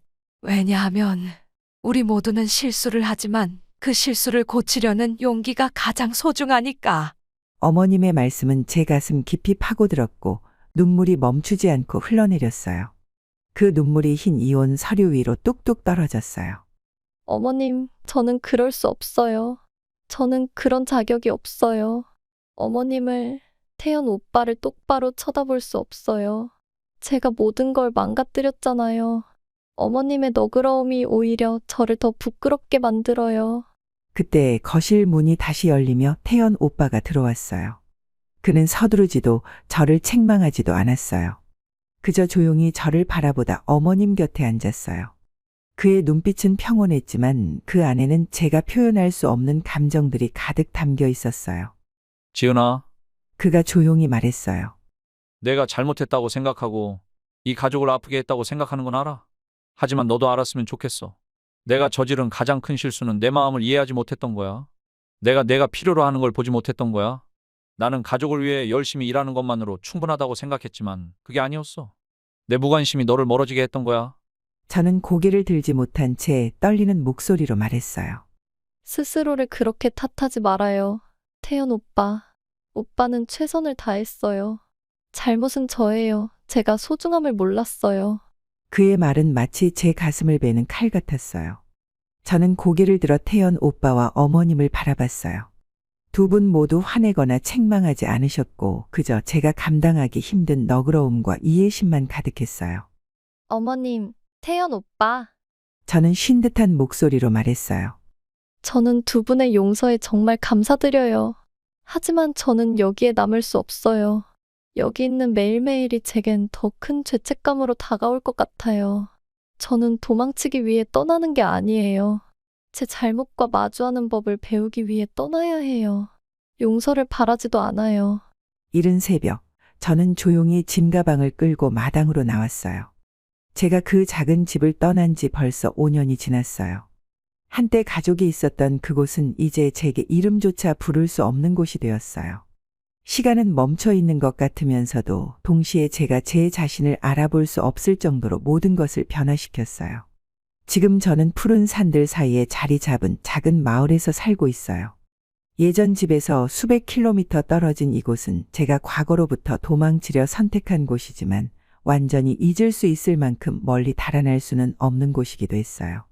매일 저는 제 딸 하은이를 떠올리며 지금쯤 어떻게 자랐을지와 얼마나 컸을지를 생각하고 저를 떠난 엄마를 아직도 기억하고 있을지 궁금해하곤 했어요. 그 질문들은 마치 머릿속에서 끊임없이 물어대는 작은 개미들 같아서 잊으려 해도 결코 사라지지 않고 아프게 남아있어요. 어머님도 자주 생각나요. 저에게 마지막으로 자비와 용서를 베풀어 주셨던 분이죠. 어머님은 지금도 잠 못 드는 밤을 보내고 계신지 그 빈 집에서 긴 밤을 어떻게 보내고 계신지 궁금해요. 그리고 제 전 남편 태연 씨. 남편이 저를 용서해 주길 바랄 감이 없었어요. 다만 그가 저보다 더 어울리는 사람을 찾았길 바랄 뿐이에요. 그런 생각들은 마치 제가 스스로에게 내리는 벌처럼 느껴졌지만 동시에 제가 여전히 살아있음을 깨닫게 해주는 유일한 감각이기도 했어요. 그것들은 제가 무감각에 빠지지 않도록 붙잡아 주었고 제 자신을 완전히 잃어버리지 않도록 해줬어요. 그리고 제 마음속에 조금이라도 남아있는 로맨틱한 감정이 없었다면 저는 오래전에 무너졌을지도 몰라요. 봄날 아침, 마을 뒤쪽 언덕을 넘으며 저는 흙 속에서 돋아난 연한 도라지 싹들을 보며 봄바람이 실어온 풀과 흙 냄새에 저도 모르게 미소를 지었어요. 봄이 제 마음 문을 두드리는 것 같은 기분이 들었지만 비록 잠깐 스쳐가는 순간이었어요. 또다시 봄이 왔구나 저는 속으로 생각했어요. 하은이가 이제 10살이 되었을 텐데 그 애가 이 마을의 또래 아이들처럼 많이 자라났는지 여전히 그 시절처럼 맑은 눈망울을 가지고 있을지 궁금했어요. 봄이 참 아름답죠? 누군가의 목소리가 저를 현실로 불러들였어요. 박씨 아주머니, 산에서 나무를 캐는 걸 좋아하시는 이웃분이었어요. 아주머니는 낡은 밀짚 모자를 쓰고 능숙한 손놀림으로 연한 나뭇잎들을 골라내고 계셨어요. 정말 그렇네요. 아주머니. 저는 목이 메인 듯한 목소리를 숨기며 대답했어요. 그런데 아쉬운 건 시간이 너무 빨리 흘러가는 것 같아요. 박 아주머니는 고개를 들어 저를 바라보시며 나이 든 사람들만이 가지는 섬세하고 깊은 눈빛으로 말씀하셨어요. 다시 집이 그리운 거니? 저는 그 자리에서 멈칫했어요. 무슨 말을 해야 할지 몰랐어요. 박 아주머니는 제가 말을 많이 하지 않아도 제 마음을 꿰뚫어 보시는 분이었거든요. 저는 그저 미소를 지으며 고개를 숙이고 작은 나뭇잎 하나를 집어들며 말했어요. 잘 모르겠어요. 아마 이제는 때가 된 것 같기도 해요. 아주머니는 더 이상 아무 말씀도 하지 않으셨고 조용히 고개를 끄덕이며 따뜻한 미소로 동의의 뜻을 전하셨어요. 작고 소박한 지난 5년 동안 저를 품어준 산비탈의 집으로 돌아왔어요. 문을 열자마자 책상 위에 있던 전화기가 울리며 어두운 방 안을 환히 밝히는 화면 불빛이 보였어요. 전화를 들어 올리고 문자를 확인하는 순간 제 손이 떨리기 시작했어요. 어머님이 많이 아프셔. 어머님이 널 보고 싶어 하셔. 넌 이제 집을 떠나 너무 오래됐어. 그 문장을 몇 번이고 읽고 또 읽었어요. 읽을 때마다 마치 칼로 심장을 베이는 것 같았어요. 전화기를 꼭 쥔 제 손은 떨렸고 눈물이 뜨겁게 흐르며 눈가를 적셨어요. 저는 전화기를 가슴에 안고 눈물로 얇은 스웨터를 적셨어요. 오랜 시간 동안 그 자리에 앉아 혼란스러운 감정에 잠겼다가 문득 머릿속에 번쩍이는 깨달음이 스쳤어요. 저는 벌떡 일어나 몇 벌의 옷을 서둘러 챙겨 낡은 배낭에 넣었어요. 돌아가야 해. 더는 고민할 필요 없어. 망설일 시간도 없어. 흘길을 따라 버스 정류장으로 급히 걸어가자 마을 사람들이 저를 궁금한 눈빛으로 바라봤어요. 박 아주머니는 커다란 장작 더미를 이고 가다가 제게 소리치셨어요. 지은아, 어디 그렇게 바쁘게 가니? 저는 멈춰서서 아주머니를 향해 돌아보며 속에서 치밀어 오르는 감정을 겨우 눌렀어요. 저 집으로 가야 해요. 시어머님이 편찮으세요. 박 아주머니는 장작을 내려놓고 제게 다가오시며 걱정스러운 눈빛으로 말씀하셨어요. 필요한 거 있으면 말해줘. 내가 도와줄게. 이렇게 될 거라고 생각했어. 실수는 누구나 해. 하지만 내가 용기를 내서 마주하기만 한다면 고칠 수 없는 건 없단다. 저는 고개를 끄덕이며 울컥한 목소리로 말했어요. 고맙습니다, 아주머니. 제가 꼭 해낼게요. 아주머니가 제 손을 잡고 가볍게 눌러주셨어요. 마치 마지막으로 용기를 북돋아주는 것 같았어요. 집으로 돌아가렴. 가족은 모든 것을 용서할 수 있는 유일한 곳이잖니. 시외버스 터미널은 평소보다 더 북적였어요. 저는 안으로 들어가서 눈으로 버스 시간표를 재빨리 훑으며 서울로 가는 가장 빠른 버스를 찾았어요. 표를 파는 직원이 카운터에 서서 저를 궁금한 눈빛으로 바라보며 물었어요. 어디로 가세요? 그가 친절한 목소리로 물었어요. 서울로 가는 가장 빠른 차표 한 장 주세요. 저는 대답했어요. 목소리에는 초조함과 긴장이 묻어났어요. 가장 빠른 차는 15분 후에 출발합니다. 그가 말하며 표를 내밀었어요. 운이 정말 좋으시네요. 저는 표를 받아 꼭 쥐었어요. 마치 표가 사라질까 두려운 것처럼요. 감사합니다. 저는 희미한 미소를 지으며 대답했어요. 대기실에 앉아 손에 든 차표를 내려다보았어요. 희미하게 인쇄된 글자들이 제 마음속 혼란스러움을 비추는 것만 같았어요. 제가 그들과 어떻게 마주할지, 만나면 무슨 말을 해야 할지 모르겠어요. 하지만 하나는 분명했어요. 돌아가지 않을 수는 없었어요. 그리움, 후회 그리고 용서받고 싶은 간절한 마음이 매 순간 저를 재촉했어요. 마음 한구석에서는 낯선 감정이 일었어요. 두려움과 희미한 희망이 뒤섞인 묘한 기분이었어요. 어머님과 태연 오빠 그리고 제 딸을 어떻게 대해야 할지 몰랐지만 이제 돌아가야 할 때라는 것만은 알았어요. 앞으로 무슨 일이 기다리고 있을지 몰라도 말이에요. 어머님이 제 손을 잡고 가볍게 눌러주셨어요. 마치 마지막으로 용기를 북돋아주는 것 같았어요. 작은 방은 저녁 햇살로 가득했어요. 커튼 사이로 스며든 노란 빛이 어머님의 창백한 얼굴 위에 드리워졌는데 한때 강인하고 굳건했던 나무와 같으셨던 분이 이제는 침대에 누워 조용하고 힘없이 숨을 쉬고 계셨어요. 그 숨결은 아주 가늘고 희미해서 마치 방 안의 차가운 공기를 간신히 데우려 애쓰는 마지막 노력이 느껴졌어요. 저는 방 안으로 들어섰고 발걸음은 마치 돌덩이를 매단 것처럼 무거웠어요. 침대에 누운 어머님의 하얗고 여윈 얼굴을 본 순간 제 눈에서는 뜨거운 눈물이 주르륵 흘러내렸어요.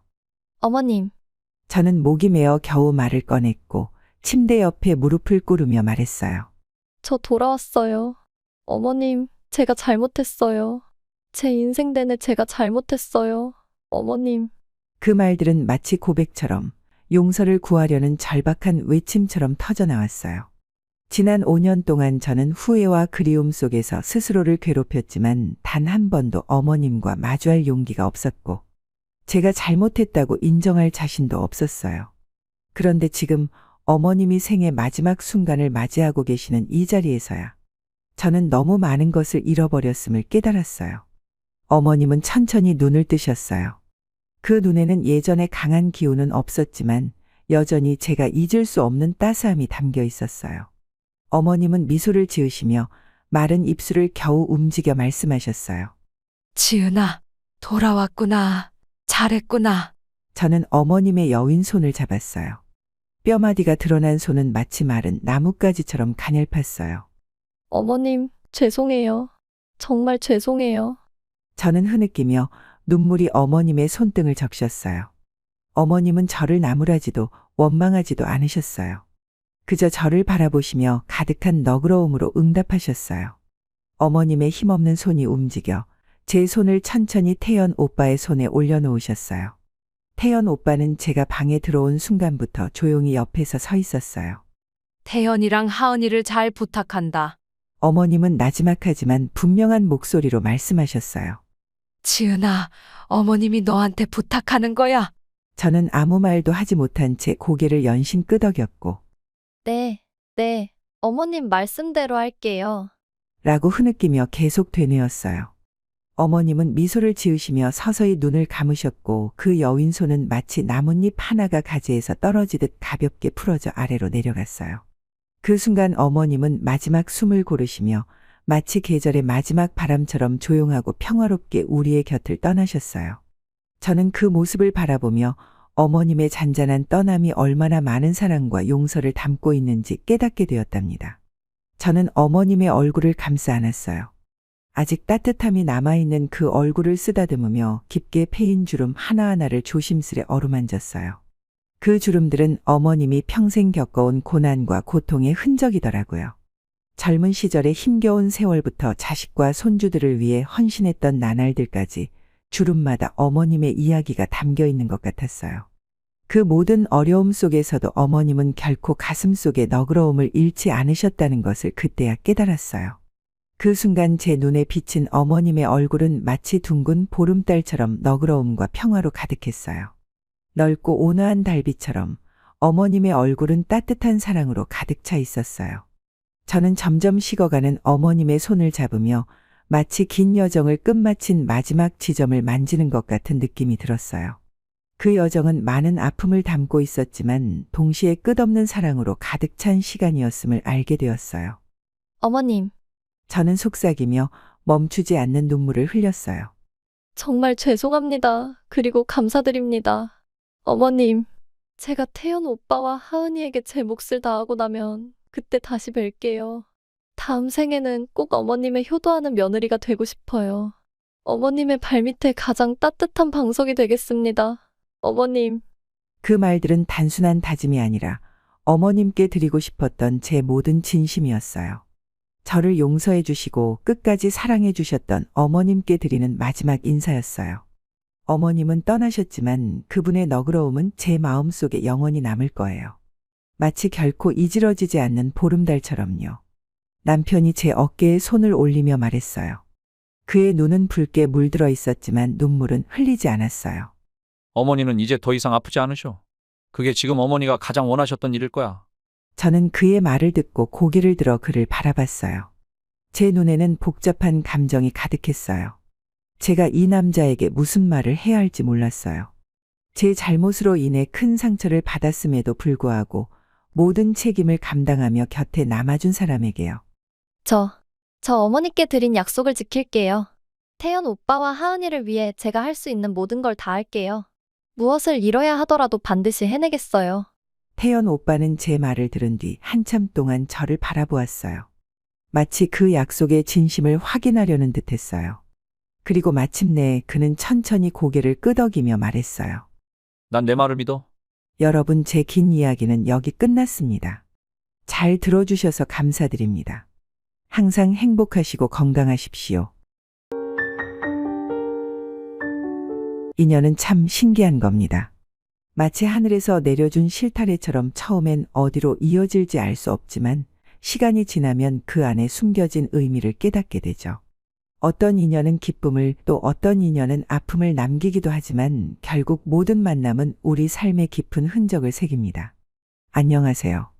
저는 인연의 놀라움을 몸소 체험한 40대 여자입니다. 살면서 운명의 장난 같은 일을 경험한 적 있으신가요?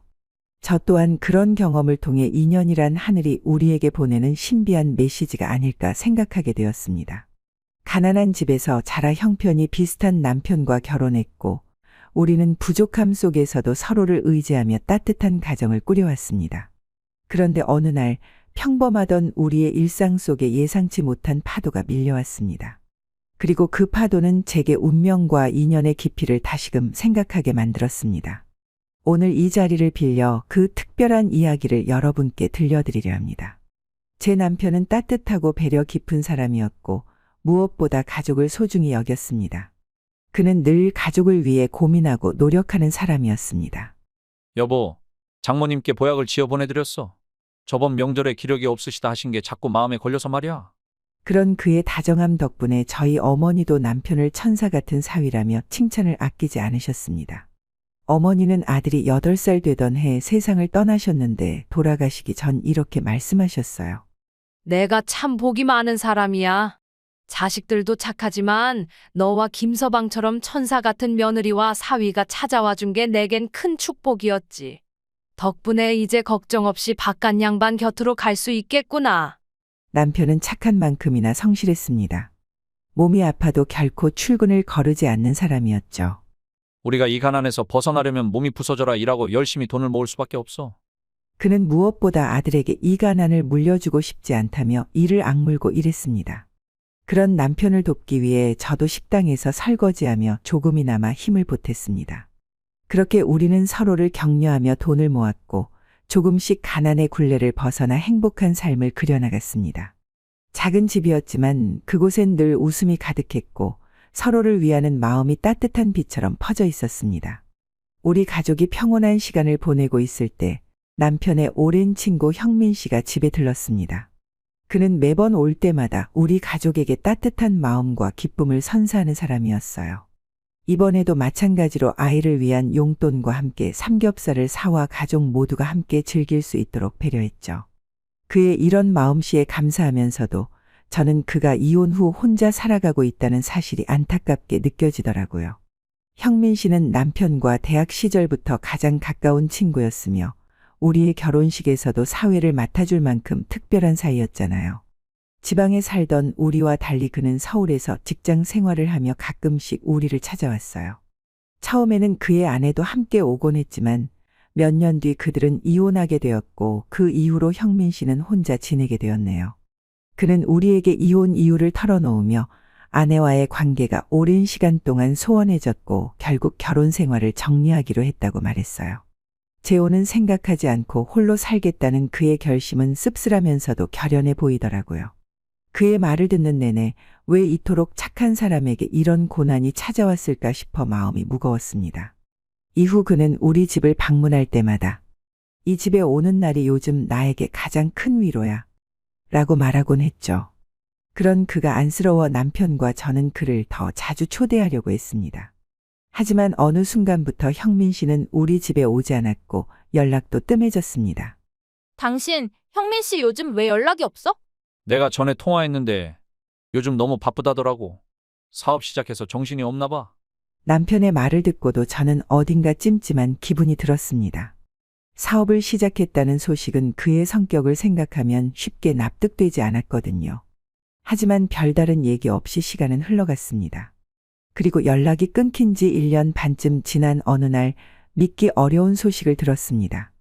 여보, 형민이가 세상을 떠났대. 스스로 생을 마감했다더라. 남편은 충격의 말을 잊지 못했고 아들을 친정에 맡기고 서둘러 서울로 향했습니다. 장례식장에 도착한 남편과 저는 그곳에서 상상도 못한 상황을 마주했습니다. 내 돈 돌려줘? 도박으로 내 전 재산을 가져간 놈이 바로 그 사람이라고. 가족이라도 대신 책임져야 하는 거 아니에요. 빚이 얼만데 그냥 넘어갈 생각이에요? 알고 보니 형민 씨가 시작했다고 한 사업은 도박을 가리기 위한 거짓말이었고 그는 결국 가족과 주변 사람들의 재산까지 탕진하고 말았습니다. 장례식장은 비난과 슬픔으로 뒤엉켜 있었고 남편은 충격 속에서 한참을 멍하니 서 있었습니다. 그렇게 우리는 깊은 상처와 혼란 속에서 형민 씨와의 마지막을 지켜봐야 했습니다. 장례식장은 빚을 받으러 온 사람들로 인해 아비규환이었습니다. 형민 씨의 가족들, 특히 그의 형제들과 늙은 아버지는 이리저리 몰리며 빚쟁이들의 성난 목소리를 감당해야 했죠. 믿을 수 없는 상황에 저는 남편에게 다급히 물었습니다. 어떻게 이런 일이 있을 수 있어? 그 착하던 형민 씨가 사람들한테 사기를 치고 다녔다니? 게다가 도박이라니? 이건 말도 안 돼. 여보, 이게 사실이야? 설마 그가 우리한테도 피해를 준 건 아니겠지? 하지만 제 놀라움과는 달리 남편의 얼굴엔 깊은 절망과 후회가 서려 있었습니다.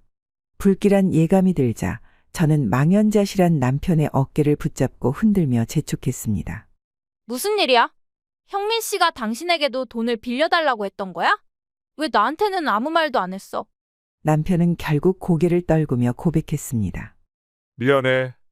내가 당신에게 말하면 분명 반대할 거라 생각했어. 그런데 당신도 알잖아. 형민이는 내가 가장 믿는 친구였어. 그래서 꼭 갚겠다는 그의 말을 믿고 돈을 빌려줬던 거야. 이렇게 될 줄은 정말 몰랐어. 남편의 말에 저는 더 이상 할 말을 잃었습니다. 그는 몇 달 전 회사 앞으로 찾아온 형민 씨가 자신에게 절박하게 돈을 부탁했다고 털어놓았습니다. 그때 형민이가 큰 사업을 시작했는데 초기 자금이 부족하다고 했어. 이 사업이 꼭 성공할 거라면 나에게 믿어달라고 부탁했지. 더 큰 충격은 남편이 형민 씨를 전적으로 믿고 심지어 대출까지 받아 거액을 마련해줬다는 사실이었습니다. 친구를 향한 그의 신뢰는 결국 우리 가족을 큰 위기에 빠뜨렸습니다. 남편의 고백을 들으며 저는 마치 무너져 내리는 벽 앞에 선 기분이 들었습니다. 그동안 힘겹게 모아왔던 우리의 재산 그리고 그것에 더해 남편이 대출로 마련한 돈까지 모두 잃게 된 순간이었어요. 정말 미안해, 여보. 내가 어떻게든 이 빚 다 갚고 돈도 다시 모아볼게. 남편은 한순간에 친구를 잃고 가정의 기반마저 무너진 현실에 깊이 절망했습니다. 저 역시 어렵게 번 돈이 단번에 사라져버렸다는 사실을 받아들이기 어려웠죠. 하지만 무릎을 꿇고 날마다 용서를 구하는 남편을 더 이상 몰아세울 수도 없었어요. 물론 제게 말 한마디 없이 거액을 빌려준 것은 분명 남편의 잘못이었지만 저 또한 그만큼 형민 씨를 믿었던 사람이었거든요. 그리고 형민 씨가 과거에 우리 친정엄마에게 누구보다 잘했던 모습이 떠오르면서 저는 결국 모든 걸 용서하기로 결심했어요. 엄마, 우리 이제 여기서 사는 거야? 그래, 아들. 이제부터 여기가 우리 집이야. 집이 조금 작아졌지만 뭐 어때? 우리가 이렇게 함께 있는 게 제일 중요하잖아. 맞지? 빚을 갚기 위해 우리는 넓은 전셋집을 정리하고 작은 빌라로 이사해야 했습니다. 방 한 칸과 거실 겸 주방이 전부인 오래된 집이었죠. 당시 11살이었던 아들에게 그 유일한 방을 내어주고 우리 부부는 거실에서 생활하기로 했습니다. 그럼에도 남아있는 빚은 여전히 우리를 짓누르고 있었습니다. 저는 낮에는 식당에서 일하고 밤에는 집에서 각종 부업을 하며 쉬지 않고 돈을 벌었어요. 남편도 힘든 몸을 이끌고 일터를 오갔죠. 미안해, 여보. 당신을 이렇게 고생시키고 싶지 않았는데 평생 가난 속에서 힘들게 살았던 당신, 이제라도 편하게 살게 해주고 싶었는데 정말 미안해. 남편의 목소리엔 깊은 자책감이 묻어났습니다. 됐어. 그런 말 하지 마. 젊을 때 고생은 사서도 한다고 하잖아. 난 괜찮으니까 당신이나 끼니 잘 챙기고 몸 조심하면서 다녀. 아프면 더 힘들어지는 거 알지? 우리 힘내자. 성훈이를 위해서. 아자아자. 작은 빌라의 좁은 공간에서도 우리는 서로를 다독이며 다시 일어설 방법을 찾아가고 있었습니다. 남편은 자신의 잘못을 만회하려는 마음으로 저보다 더 열심히 일을 했습니다. 회사가 끝나면 대리운전을 새벽까지 하고 주말이나 짬이 날 때는 일용직 일까지 나가곤 했죠. 그런 남편의 모습을 보며 저는 돈을 버는 것도 중요하지만 그보다 남편의 건강이 염려되었습니다. 몇 번이고 좀 쉬어가면서 하라. 며 말렸지만 남편은 듣지 않았습니다. 그렇게 무리하며 살던 남편은 결국 지쳐갔습니다. 친구를 잃은 죄책감과 가정을 무너뜨렸다는 후회가 그의 삶을 서서히 삼켜버린 것이죠. 그러니까 내가 그만 무리하라고 했잖아. 이게 뭐야? 이제 어떻게 하려고 그래? 남편은 형민 씨가 세상을 떠난 지 5년 만에 암말기 판정을 받았습니다. 그와 함께 시한부 판정을 받았다는 소식은 우리 가족에게 또 다른 충격으로 다가왔습니다. 겨우 빚을 모두 갚아내고 안도의 한숨을 내쉰 지 얼마 지나지 않은 어느 날의 일이었습니다. 남편은 결국 판정 이후 4개월을 채 버티지 못하고 형민 씨를 따라 세상을 떠났습니다. 마지막 순간까지도 저와 당시 16살이었던 아들에게 미안하다는 말을 반복하며 떠났습니다. 미안해, 여보. 빚은 갚았지만 우리에게 남은 돈은 하나도 없잖아. 당신과 성훈이에게 집만 남기고 가는 내가 정말 죄인이야. 날 용서하지 마. 남편의 말을 들으며 저는 울컥했지만 꼭 참으며 대답했습니다. 당신이 그런 말을 할 필요는 없어. 우리한테 남겨준 건 돈보다 훨씬 큰 거였어. 당신이 보여준 사랑과 가족을 위해 희생한 마음이잖아. 난 당신과 함께한 날들이 정말 행복했어. 물론 힘든 날도 있었지만 다시 태어나도 당신과 결혼하고 싶어. 당신 같은 다정한 사람은 2번 다시 만날 수 없을 거니까. 그리고 그래야 우리 성훈이를 또 만날 수 있지. 저는 남편의 마지막을 조금이라도 편안하게 보내고 싶었습니다. 그래서 울음이 터질 것 같아도 애써 참으며 남편에게 따뜻한 말만을 전했습니다. 그리고 그렇게 저는 남편과 영원히 이별했습니다. 아들은 저를 걱정하며 조용히 제 옆에 다가왔습니다. 그 말을 들으니 오히려 제가 위로받는 기분이 들었습니다. 남편을 떠나보낸 후 제 세상은 완전히 무너져 내린 듯했어요. 가슴속에 온갖 감정이 뒤엉켜 저를 잠식해갔습니다. 남편이 누구보다 성실하게 살았음에도 불구하고 고생만 하다 세상을 떠난 것에 대한 연민. 너무 어린 나이에 아빠를 잃어버린 아들을 향한 안쓰러움. 너무 이른 나이에 과부가 되어버린 제 자신에 대한 연민. 그리고 가진 것이라고는 낡아빠진 전셋집 하나뿐인데 앞으로 아들과 둘이 어떻게 살아가야 할지 모를 막막함이 한꺼번에 몰려와 제 숨을 옥죄었습니다. 그런데 그 어려운 순간에도 제 아들은 묵묵히 저를 위로하며 버팀목이 되어주었습니다. 자신도 힘들고 슬플 텐데도 말이죠.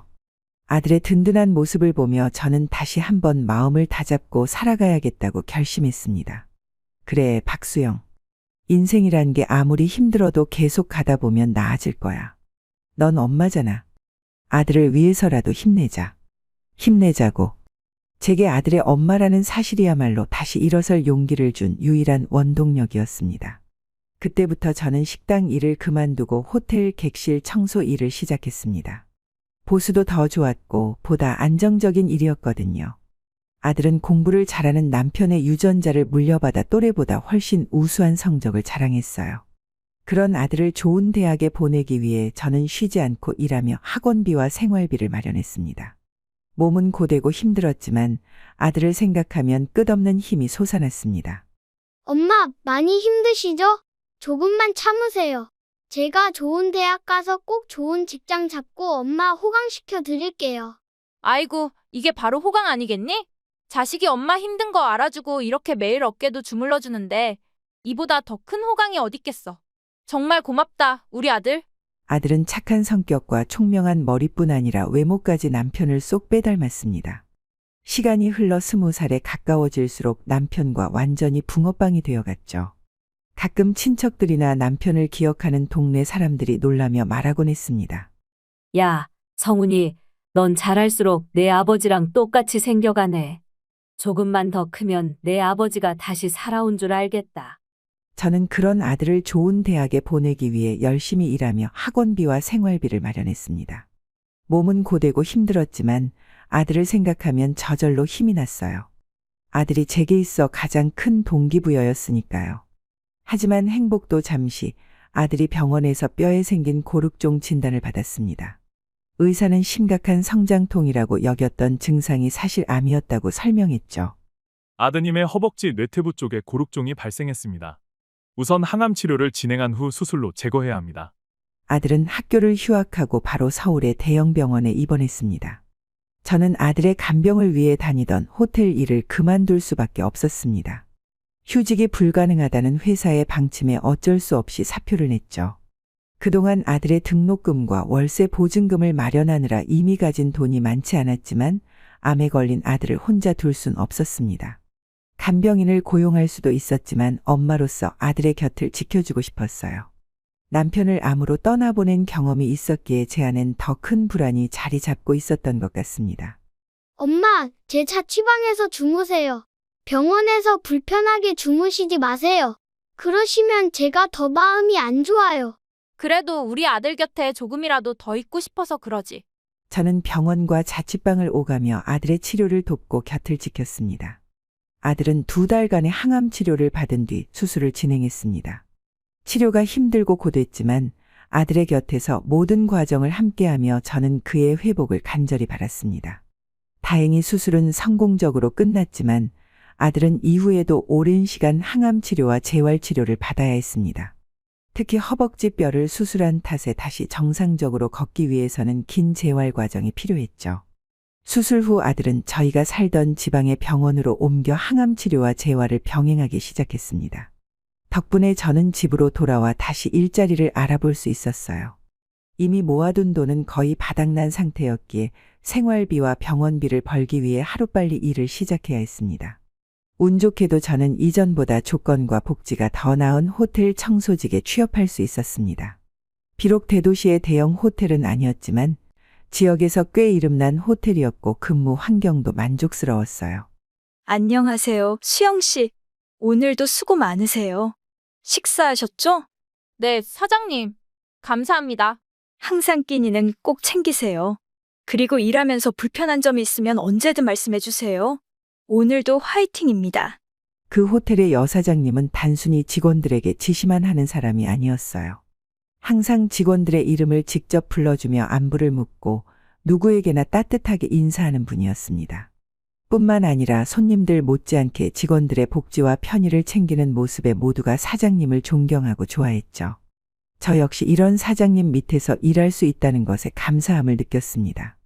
전화기 너머로 들려오는 아들의 목소리는 한결 차분했지만 저는 그 안에 담긴 미안함과 걱정을 느낄 수 있었습니다. 병상에 누워있는 아들은 여전히 저를 걱정하고 있었습니다. 엄마로서 아들의 마음을 위로해주고 싶었지만 가슴 한편엔 그 마음조차 너무 애처로워 눈물이 고였습니다. 엄마, 지금 일하고 계시죠? 그래, 성훈아. 그런데 무슨 일인데 이렇게 전화했니? 혹시 어디 아파서 그런 건 아니지? 아니에요, 엄마. 그냥요. 엄마, 점심은 드셨나 궁금해서요. 엄마가 요즘 너무 힘들어 보이셔서 걱정돼서요. 사실 엄마 허리 아프셨던 것도 자꾸 마음에 걸려서요. 엄마도 아프시면 어떡해요? 제가 지금 이렇게 힘들게 하는데 엄마까지 아프시면 정말 죄송해서 어쩌죠? 아들의 걱정 가득한 목소리에 저는 애써 밝은 목소리로 답했습니다. 아이고, 우리 아들. 엄마는 괜찮아? 네가 괜히 엄마 걱정할까 봐 조금 아픈 걸 두드렸던 거야. 네가 더 마음 쓰지 않았으면 해서. 허리는 이제 하나도 안 아프니까 너무 신경 쓰지 마. 하지만 아들은 제 말을 믿지 못하는 듯 망설이다 다시 말을 이어갔습니다. 엄마, 정말이에요? 엄마는 항상 저를 위해서 힘든 것도 티 안 내시잖아요. 솔직히 제가 병원에 누워있는 동안도 엄마가 얼마나 고생하고 계신지 다 알면서도 아무것도 해드리지 못해서 너무 죄송해요. 제가 빨리 나아야 하는데 이렇게 오래 아파 있으니 엄마가 고생만 하시잖아요. 도대체 제가 뭐라고 엄마가 이렇게 힘드셔야 해요. 아들의 목소리에 담긴 자책이 제 마음을 후벼 파는 듯 했습니다. 저는 간신히 목소리를 가다듬으며 아들을 달랬습니다. 성훈아, 그런 말 하지 마. 너 아픈 것도 다 내 잘못이 아니잖니. 네가 잘못한 건 없어. 엄마는 네가 잘 이겨내려고 노력하고 있다는 걸 아니까 그걸로 충분해. 그러니까 너무 자책하지 말고 내 건강에만 신경 써. 아들은 여전히 무겁게 한숨을 쉬며 말했습니다. 하지만 엄마, 저는 엄마한테 잘해드린 게 하나도 없어요. 엄마는 평생 저를 위해 희생하셨는데 저는 저는 엄마한테 고생만 남겨드리는 것 같아서 마음이 너무 무겁고 죄송할 뿐이에요. 그 말을 듣는 순간 제 가슴이 먹먹해졌습니다. 저는 어떻게든 아들에게 위로의 말을 건네고 싶었습니다. 얘야, 엄마한테 내 존재 자체가 얼마나 큰 힘이 되는지 모르는구나. 너는 엄마의 자랑이야. 그리고 엄마는 네가 여기서 나아져서 다시 건강하게 웃는 모습만 봐도 그걸로 충분히 행복해. 그러니까 걱정 말고 치료에만 전념하자. 알겠지?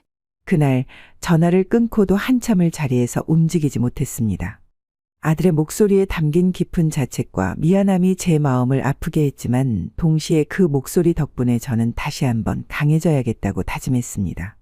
아들이 회복할 수 있도록 제가 더 힘을 내야 한다는 걸 절실히 깨달은 하루였습니다. 그날 저는 아무도 없는 비상구 계단에 쪼그려 앉아 울음을 터뜨렸습니다. 휴대폰 속 아들의 사진을 한참 들여다보며 감정을 억누르지 못한 채 소리 없이 흐느꼈죠. 신이 있다면 너무 잔인한 분 아닙니까? 왜 하필 저와 제 가족에게만 이런 시련을 주시는 거예요? 나라에서 지원받는 혜택도 있지만 병원비와 생활비로 늘 허덕이고 아들이 휴학하고 투병을 시작하면서 계속되는 비용 부담까지 이건 정말 너무하잖아요. 가슴속에 쌓였던 답답함과 슬픔이 한꺼번에 터져나왔습니다. 너무도 보고 싶은 남편이 떠올라 눈물이 멈추지 않았습니다. 그때 누군가 제 어깨에 살며시 손을 얹으며 다정하게 물었습니다. 수영 씨, 괜찮으세요? 어디 많이 아프신 건 아니죠? 깜짝 놀라 고개를 들어보니 사장님이 걱정 가득한 표정으로 저를 내려다보고 계셨습니다. 그녀는 제 명찰을 보고 이름을 부르며 민망한 듯 미소를 지었습니다. 그리고는 제 옆에 천천히 쪼그려 앉더니 다시 물었습니다. 저는 그냥 통화하려고 나왔다가 울음소리가 들려서 내려온 거예요? 무슨 일이세요? 정말 괜찮으신 거 맞죠? 사장님의 걱정 어린 목소리와 따뜻한 눈빛에 저는 문득 마음이 풀리기 시작했습니다. 사실 친정오빠에게도 차마 털어놓지 못했던 이야기를 그 순간에는 누군가에게 말하고 싶다는 생각이 들었죠. 저 사실 많이 힘들어요. 지금은 괜찮다고 말할 수 없어요. 아들 병원비에 생활비에 대출까지 도저히 버텨낼 자신이 없어요. 하지만 이런 말을 오빠에게도 하지 못했어요. 혹시라도 남편을 원망하게 될까 봐요. 그런데 사장님께서 이렇게 물어봐 주시니 저도 모르게 다 말하고 싶어지네요. 저는 그동안 숨기고 참아왔던 이야기들을 쏟아냈습니다. 사장님은 놀라지도 않고 제 이야기를 끝까지 조용히 들어주었습니다. 그녀의 따뜻한 배려와 관심 덕분에 그날 처음으로 제 마음속 응어리를 조금 내려놓을 수 있었습니다. 눈물을 멈추고 정신을 차리고 보니 사장님의 표정이 어딘가 묘하게 느껴졌습니다. 이야기를 듣는 내내 사장님은 제 손에 들려있던 휴대폰의 배경화면을 슬쩍슬쩍 훔쳐보는 것 같았어요. 그 모습이 무언가 말하고 싶은 듯 아리송해 보였습니다. 결국 사장님은 참지 못하고 조심스럽게 물었습니다. 저기 그 배경화면 속 아이가 수영 씨 아들 맞죠? 네, 제 아들이에요. 이상하네요. 수영 씨 아드님 얼굴이 제가 아는 사람하고 너무 닮아서요. 처음에는 그냥 닮은가 보다 했는데 볼수록 똑같아서 말이죠. 혹시 남편분 성함이 어떻게 되시죠? 갑작스러운 질문에 저는 살짝 당황했습니다. 사장님이 제 남편에 대해 물어볼 거라고는 전혀 예상하지 못했으니까요. 남편이요? 김태준이에요. 혹시 제 남편을 아세요? 제가 답하자 사장님의 표정이 놀라움으로 변하더니 숨을 들이마시며 되물었습니다. 김태준이요? 설마 남편분이 예전에 서울에서 대학 다니지 않으셨어요? 네? 아, 네. 그런 것 같아요. 집안 사정 때문에 중퇴하고 고향으로 내려왔다고 했었거든요. 왜요? 혹시 정말 제 남편을 아세요?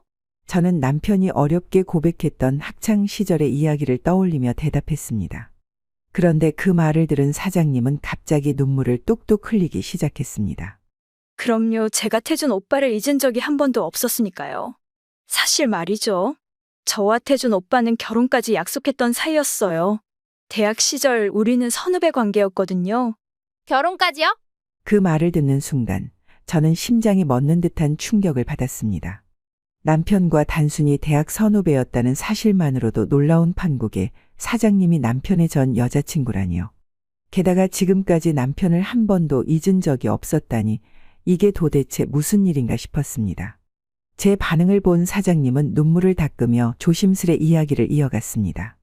아, 오해는 하지 마세요. 제가 지금까지 그 사람을 마음에 품고 살았다는 건 아니에요. 제가 잊지 못했던 건 태준 씨에 대한 미련이 아니라 그 사람에게 평생 품고 살아온 죄책감 때문이에요. 죄책감이요? 네. 태준 씨와 저는 같은 고향 출신이라는 이유로 금방 친해졌어요. 그리고 제가 먼저 그 사람의 따뜻한 성품에 반해 적극적으로 다가갔고 결국 연인이 되었죠. 태준 씨가 대학을 중퇴하고 고향으로 돌아간 이후에도 우리는 장거리 연애를 이어갔어요. 서로 이 사람 아니면 안 된다는 확신이 들어 결혼까지 약속했었죠.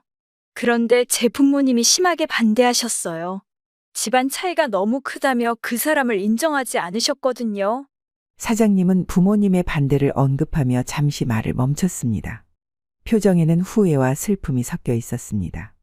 알고 보니 사장님의 집안은 이 지역에서 꽤 알려진 부유한 가문이었고 반대로 제 남편은 가난한 집안 출신이었으니 두 집안의 차이는 너무도 컸던 거죠. 그들은 이 반대를 예상하고 사장님 부모님께 먼저 결혼 허락을 받으러 갔다고 합니다. 제 남편의 부모님께 교제 사실을 알리기 전 사장님의 부모님부터 설득하려 했던 거죠. 사장님은 부모님이 제 남편을 처음 만났던 날 남편에게 찬물을 끼얹고 무참히 쫓아낸 이야기를 꺼냈습니다. 이 거지 같은 놈이 감히 우리 귀한 딸을 넘봐? 정신 차리라고 찬물 세례 한번 맞아봐라. 또 찾아오면 다리 몽둥이를 분질러 버릴 테니 두고 봐라. 그날 부모님이 내뱉은 끔찍한 말들과 함께 남편은 집 밖으로 쫓겨났다고 합니다. 하지만 사장님과의 결혼을 간절히 바랐던 남편은 그 이후에도 몇 달간 계속해서 사장님의 집을 찾아가 부모님을 설득하려 했습니다. 그땐 너무 어려서였는지 저는 오히려 그 사람의 노력을 부모님이 결국 마음을 돌리게 할 거라고 믿었던 것 같아요. 그래서 매번 이렇게 부탁했죠. 오빠, 조금만 더 참아줘. 분명 부모님도 결국엔 우리를 허락해 주실 거야. 나 정말 오빠랑 결혼하고 싶어.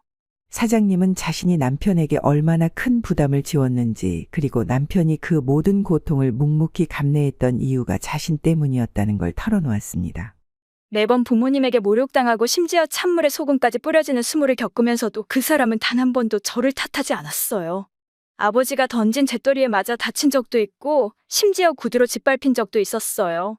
그런데도 저를 위해서 끝까지 버텨준 거예요. 그 말을 들으며 저는 너무도 치욕스러워서 치가 떨릴 정도였습니다. 사장님은 더욱 암담한 표정을 지으며 후회의 말을 이어갔습니다. 결국 그 사람의 그런 모습을 보고 나서야 제가 깨달았어요. 우리 부모님은 절대 변하지 않으실 거고 이대로라면 그 사람만 더 상처받고 불행해질 거라는 걸요. 그래서 제가 그 사람을 위해 이별을 통보했어요. 사장님은 당시 얼마나 냉정하게 남편을 떠밀었는지 고백했습니다. 난 가난한 사람과 더 이상 불행한 미래를 꿈꾸고 싶지 않아. 그리고 부모님께도 더 이상 상처를 주고 싶지 않아? 이렇게 말했어요. 혹시라도 착한 그 사람이 저를 붙잡을까봐 일부러 차갑게 말했죠. 사장님의 말은 남편이 겪었을 고통을 생생히 떠올리게 했습니다. 남편이 사장님을 위해 희생했던 그 모든 순간들이 그리고 결국 홀로 남겨졌던 남편의 마음이 얼마나 아팠을지 가늠조차 할 수 없었습니다. 사장님은 제 남편과 헤어진 뒤 회사를 그만두고 부모님의 권유에 따라 먼 미국으로 떠났다고 했습니다. 한국에 남아있다가는 제 남편을 다시 마주칠까봐 두려웠기 때문이라고 했죠. 그땐 부모님도 몰랐던 거예요? 제가 미국으로 떠난 뒤에도 나중에 한국으로 돌아온 이후에도 다른 사람과 결혼할 생각을 완전히 접었다는 걸요? 제가 한 사람에게 그렇게 큰 상처를 준 이상 다른 사람과 행복해질 자격이 없다고 생각했거든요.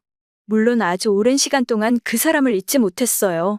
지금이야 미안함과 죄책감만 남아있을 뿐이지만요. 사장님의 부모님은 두 분 모두 돌아가시기 전에 자신들의 잘못을 깊이 후회했다고 합니다. 우리가 부모로서의 욕심 때문에 내 인생을 망쳐놨구나. 네가 평생 독신으로 살게 만든 건 우리 탓이야. 이렇게 말씀하셨어요. 그럼에도 불구하고 사장님은 부모님이 아닌 자신의 선택을 더 탓하며 살았다고 했습니다. 부모님을 등지고라도 그 사람과 결혼했어야 했는데 결국 그러지 못한 건 제 선택이었으니까요. 한국으로 돌아와 고향에 있는 호텔을 인수한 이후에도 남편을 찾아볼 생각은 하지 않았다고 했습니다. 그 사람은 분명 다른 누군가와 결혼해서 잘 살고 있을 거라고 생각했어요. 그리고 제가 그런 사람 앞에 다시 나타날 자격은 없다고 생각했죠. 그러나 사장님은 남편이 이미 이 세상 사람이 아니라는 사실을 듣고 큰 충격을 받은 듯 보였습니다. 그 착하고 좋은 분이 그렇게 갑자기 세상을 떠나다니 믿기지 않아요. 그리고 형민 씨가 그런 선택을 했다는 것도 정말 믿을 수가 없어요. 사장님은 결국 제 손을 붙잡고 한동안 오열하셨습니다. 그 모습을 보며 저는 그제야 남편이 왜 그렇게 가난을 혐오했는지, 왜 누구보다도 성실하게 살려고 했는지 이해할 수 있었습니다. 물론 대부분의 사람들은 가난을 싫어하지만 남편에게는 그것이 단순한 불편함 이상의 의미를 가지고 있었던 거죠. 가난 때문에 겪었던 극심한 모욕과 상처가 평생 남아 있었던 거예요. 그런 남편의 삶을 떠올리니 저도 눈물을 참을 수 없었습니다. 눈물이 줄줄 흘러내렸습니다. 사장님은 제 손을 꼭 잡고 간절한 표정으로 말했습니다. 평생 동안 남편분에게 미안한 마음을 안고 살아왔어요. 제 탓에 그분이 얼마나 많은 고통과 모욕을 겪으셨는지 잊은 적이 없거든요. 수영 씨, 정말 염치 없는데 부탁 하나만 드려도 될까요? 아드님 병원에 가서 얼굴을 한 번만 볼 수 있을까요? 다른 의도는 없어요. 그저 그분의 아들인 성훈이가 남아있다는 게 너무 감사해서요. 이 말에 마음이 복잡해졌지만 저는 결국 고개를 끄덕였습니다. 남편은 이미 세상을 떠났고 사장님께 질투할 이유도 없었으며 무엇보다도 사장님의 눈빛에는 깊은 슬픔이 담겨 있었습니다. 그동안 남편에 대한 죄책감으로 25년 가까이 홀로 살아온 사장님에게 그 정도 배려도 해드리지 못할 이유가 없다고 생각했습니다. 그래서 그날 일이 끝난 후 저는 사장님을 데리고 아들이 입원한 병원으로 갔습니다. 성훈아, 아버지의 오랜 친구분이 오셨어. 너를 꼭 만나보고 싶다고 하셔서 모시고 왔어. 아버지 친구분이요? 안녕하세요. 김성훈이라고 합니다. 아들은 깍듯하게 인사했고 사장님은 그 모습을 보자마자 눈시울이 붉어졌습니다. 안녕, 성훈아. 네, 아버지를 정말 많이 닮았구나. 얼굴뿐만 아니라 목소리까지 말이야. 정말 신기할 정도로 닮았어. 사장님은 아들에게 자신이 누구인지 알리고 싶어 하지 않았습니다. 저 역시 그 사실을 굳이 밝히는 것은 의미가 없다고 생각했죠. 그래서 사장님을 단순히 남편의 친구로 소개했고 아들도 그저 존중을 담아 사장님을 대했습니다. 그러나 사장님은 아들의 손을 꼭 잡으며 참았던 눈물을 흘렸습니다. 그 눈물 속에는 후회와 안도 그리고 오랜 죄책감이 얽혀 있는 듯 보였습니다. 아들은 그저 당황한 표정으로 사장님을 바라보았지만 예의 바르게 사장님의 손을 잡아주었습니다. 그날 사장님은 아들 옆에 앉아 한참 동안 이야기를 나누고 병원을 나섰습니다. 아들이 자신의 꿈과 엄마를 향한 깊은 애정을 털어놓는 모습을 보며 사장님은 마치 젊은 시절 남편을 떠올리는 듯한 표정을 짓더군요. 정말 뭉클했겠죠. 병원에서 나온 뒤 사장님은 저를 향해 깊은 감사의 뜻을 전하며 말했습니다. 수영 씨는 정말 따뜻하고 강한 분이네요. 그녀는 이번 만남이 자신에게 큰 위로가 되었다며 환히 웃어 보였어요. 듣고 보니 참 마음이 먹먹해지더라고요. 그날의 짧은 만남은 사장님에게도 저에게도 그리고 아들에게도 잊지 못할 소중한 시간이었겠죠. 그렇게 우리는 멋쩍게 인사를 나누고 헤어졌습니다. 그런데 이틀 뒤 사장님은 저를 호텔 근처 카페로 부르셨어요.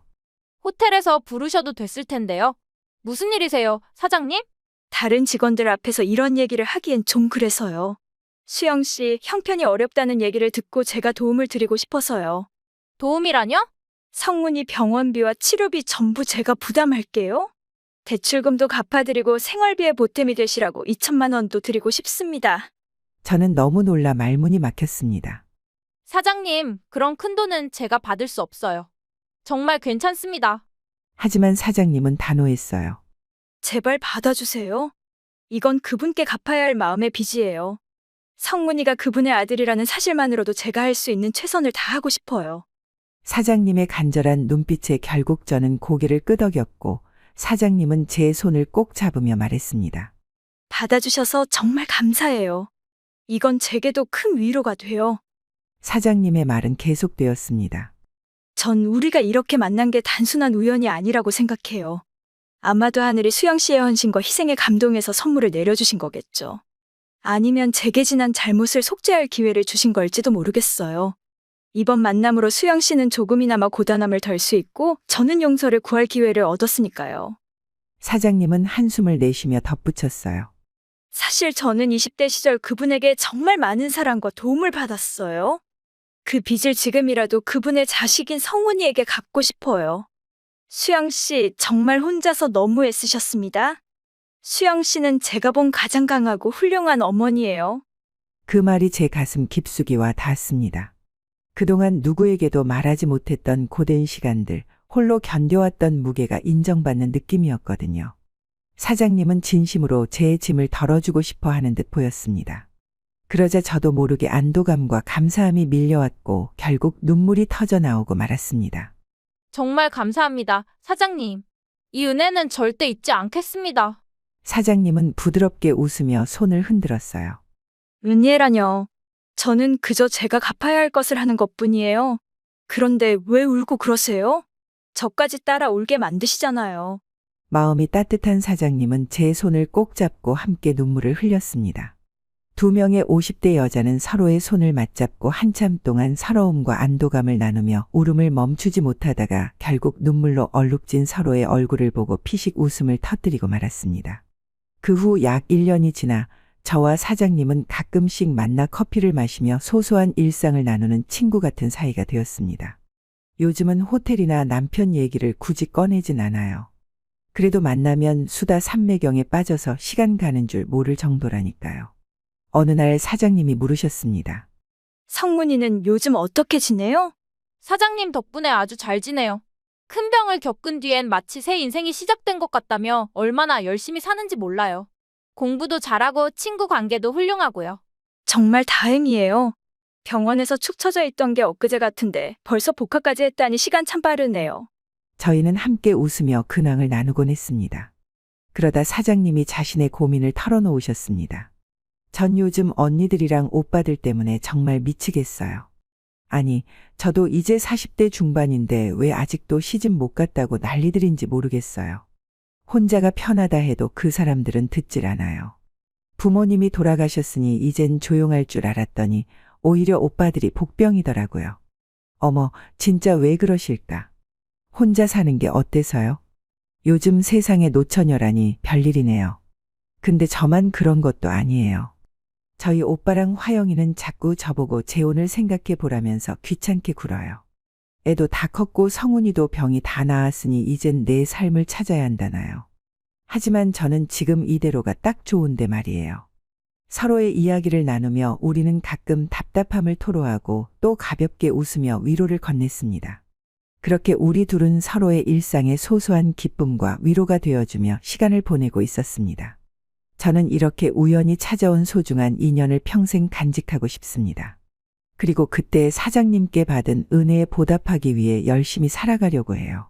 물론 사장님은 절대 받지 않으시겠다고 하시겠는데 받은 은혜는 갚아야 한다고 생각하거든요. 그것이 사람으로서 해야 할 도리니까요.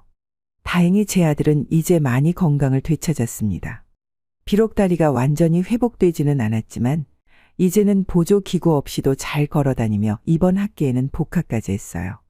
서울에서 학업을 이어가며 정기적으로 재활치료와 검사를 받고 있는데 아들은 언제 그랬냐는 듯 밝은 목소리로 이렇게 말하곤 해요. 엄마, 이제 세상 어떤 어려움도 이겨낼 자신 있어요. 조금만 기다리세요.